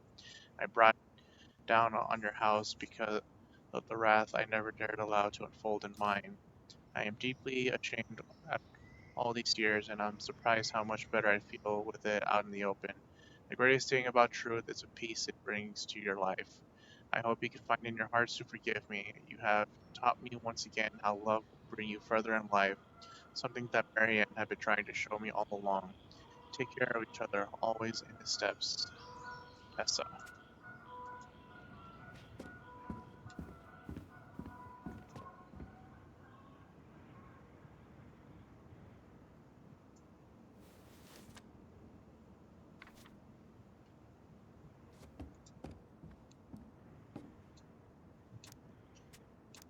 Hey Goblins, word in town is that you guys finally sold the house. I came by tonight to help you fix what needs to be fixed, but there was nobody home. Are you gone already? Things change so fast these days. Anyway, you know where to find me if you want me to fix things. If you're still in town, I mean, it's already late and I'm pretty tired. Oh, and sorry for acting like that stupid ass I am. Everywhere I look, I think about what used to be. I'm trying to do better, but I think it might be too late for an old bear like me. I'm not sure if this will reach you. It's getting late. Call me if you're still around. Be safe, Sam. P.S. I wish it was easy to fix everything as a boat.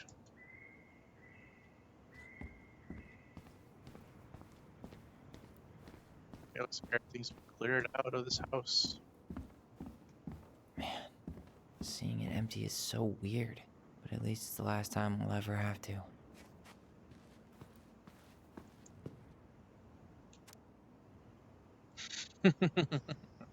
Fuzzy Bandit puts Mel at peril once again. Lol.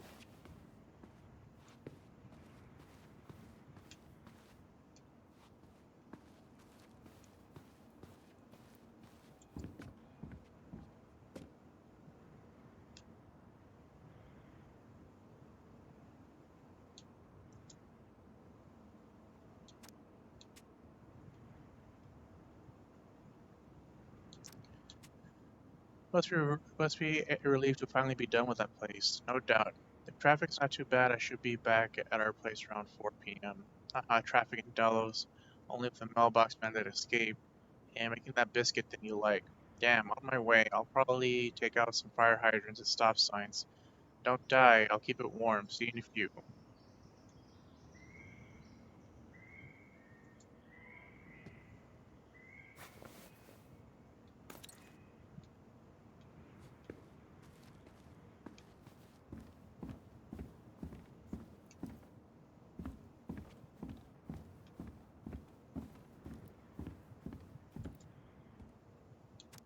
Juneau University.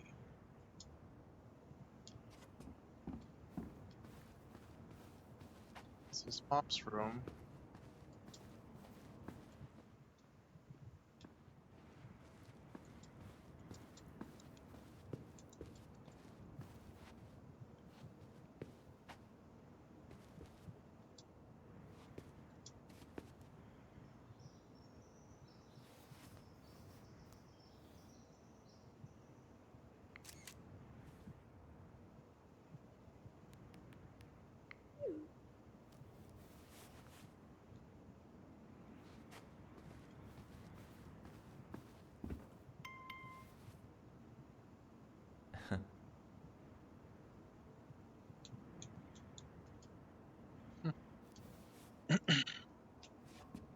Let's see what else is around here.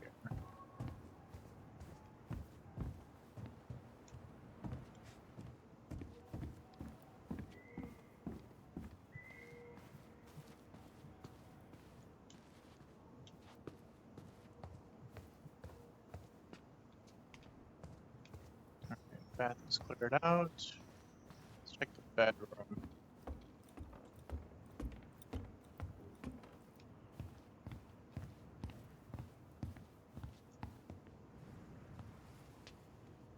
Certainly hope the new owners are Mr. or Mrs. Fix-It.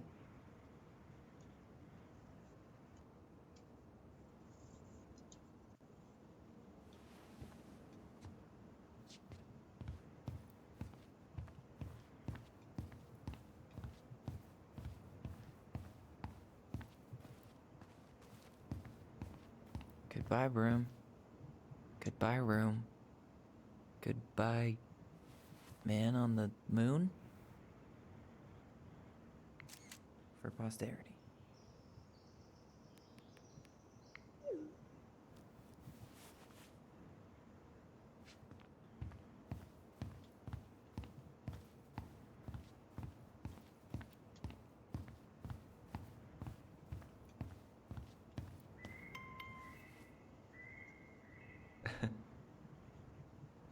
Aw. Two goblins.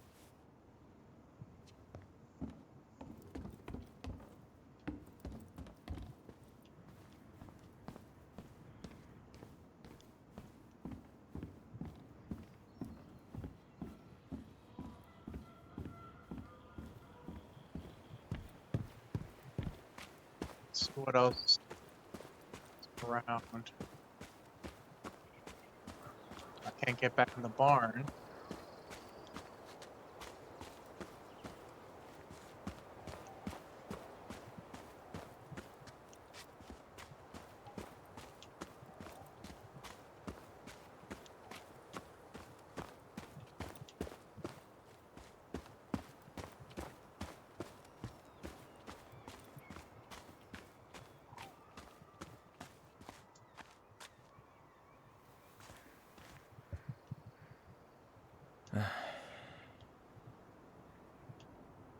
Everything okay, Ty? Actually, yeah. Everything really is.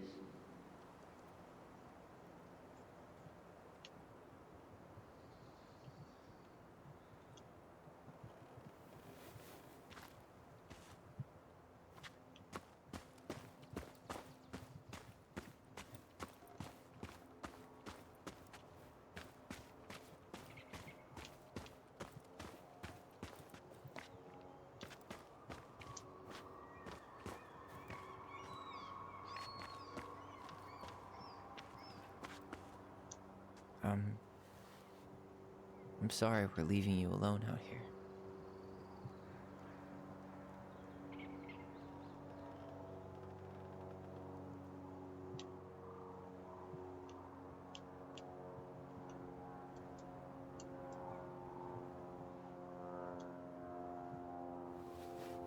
Bye, Leo.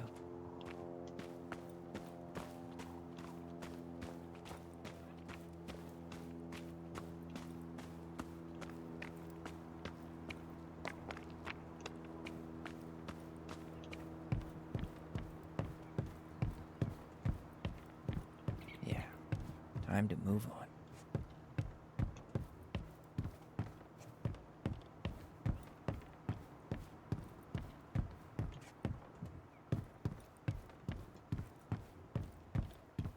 See what else is around to interact.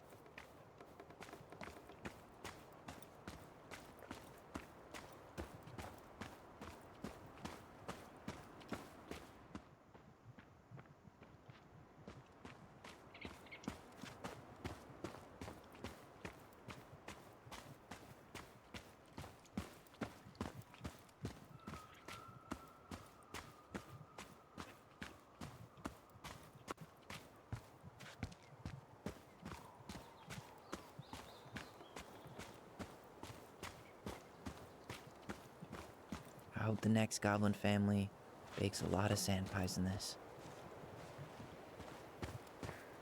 Hey there, little buddies. You keep an eye on this place for us, okay? They have eggs.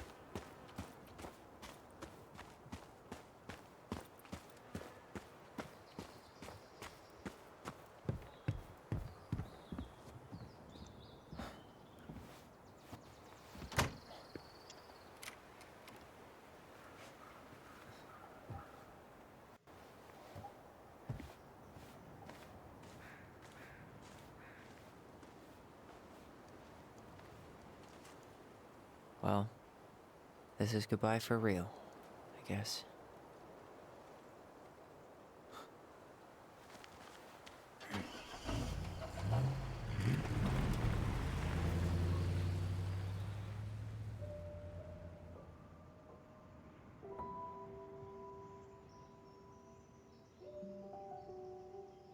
Hey, Aaron. It's Ty. Tyler Ronan. I thought I'd catch you on your break between sessions, but I guess you're going along with another rebel with too many causes.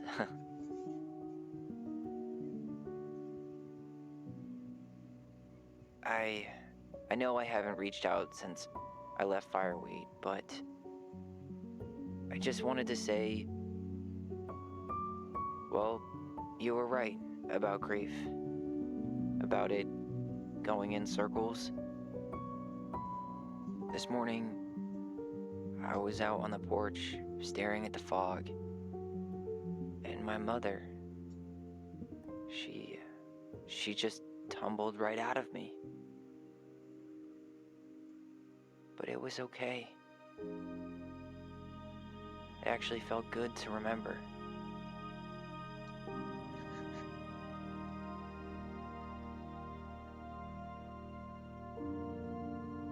Anyway, give me a call back if you get a chance. I'll see you around. And thank you.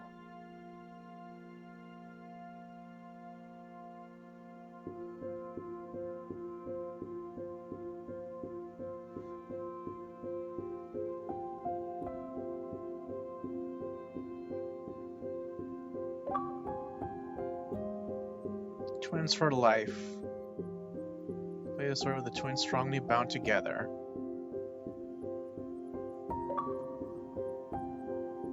Lock up and go. Locked up and left Ronan house with Tyler.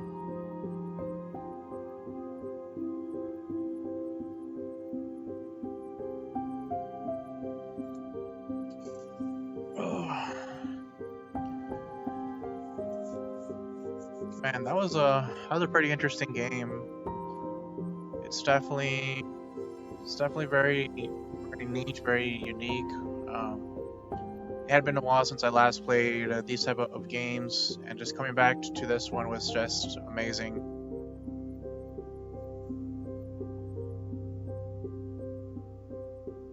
In my own time, I'll most likely complete all the extra stuff that I missed, check out the other ending, and then just move on.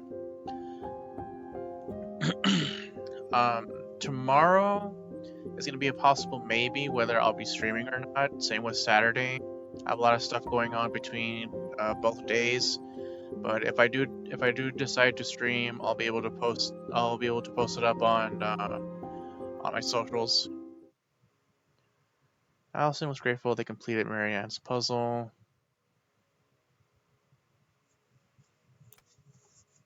Allison felt that standing by the twins' memory was the right thing. The twins trusted their bond and kept their voice. Eddie was relieved that Allison accepted responsibility in the murder. Sam felt understood by Allison. Michael felt closer to Tyler.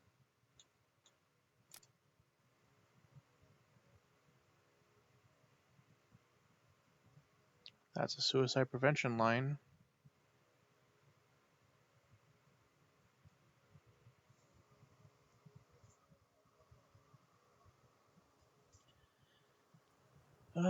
Yeah, you have a good night as well, Cinematic. Appreciate you dropping on by.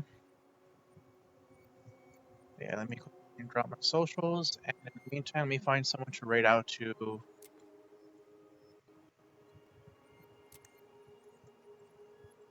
So, let me see.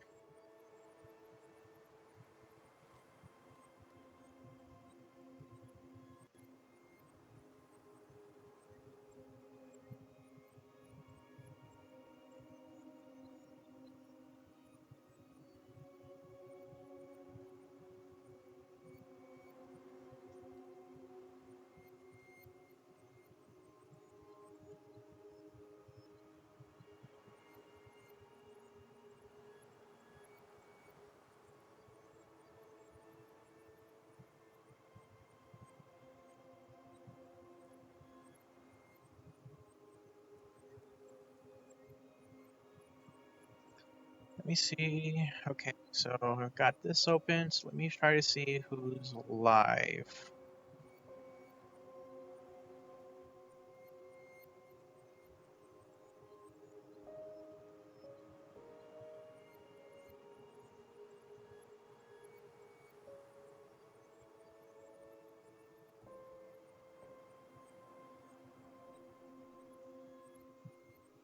Alright, well, Spook is live. I'll go ahead and take you over to her. They're currently playing The Sims 4.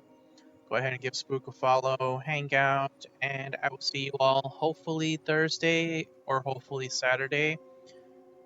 We shall see. I'll post something up in my socials at a later time. But in the meantime, y'all take care and have a good rest of your evening.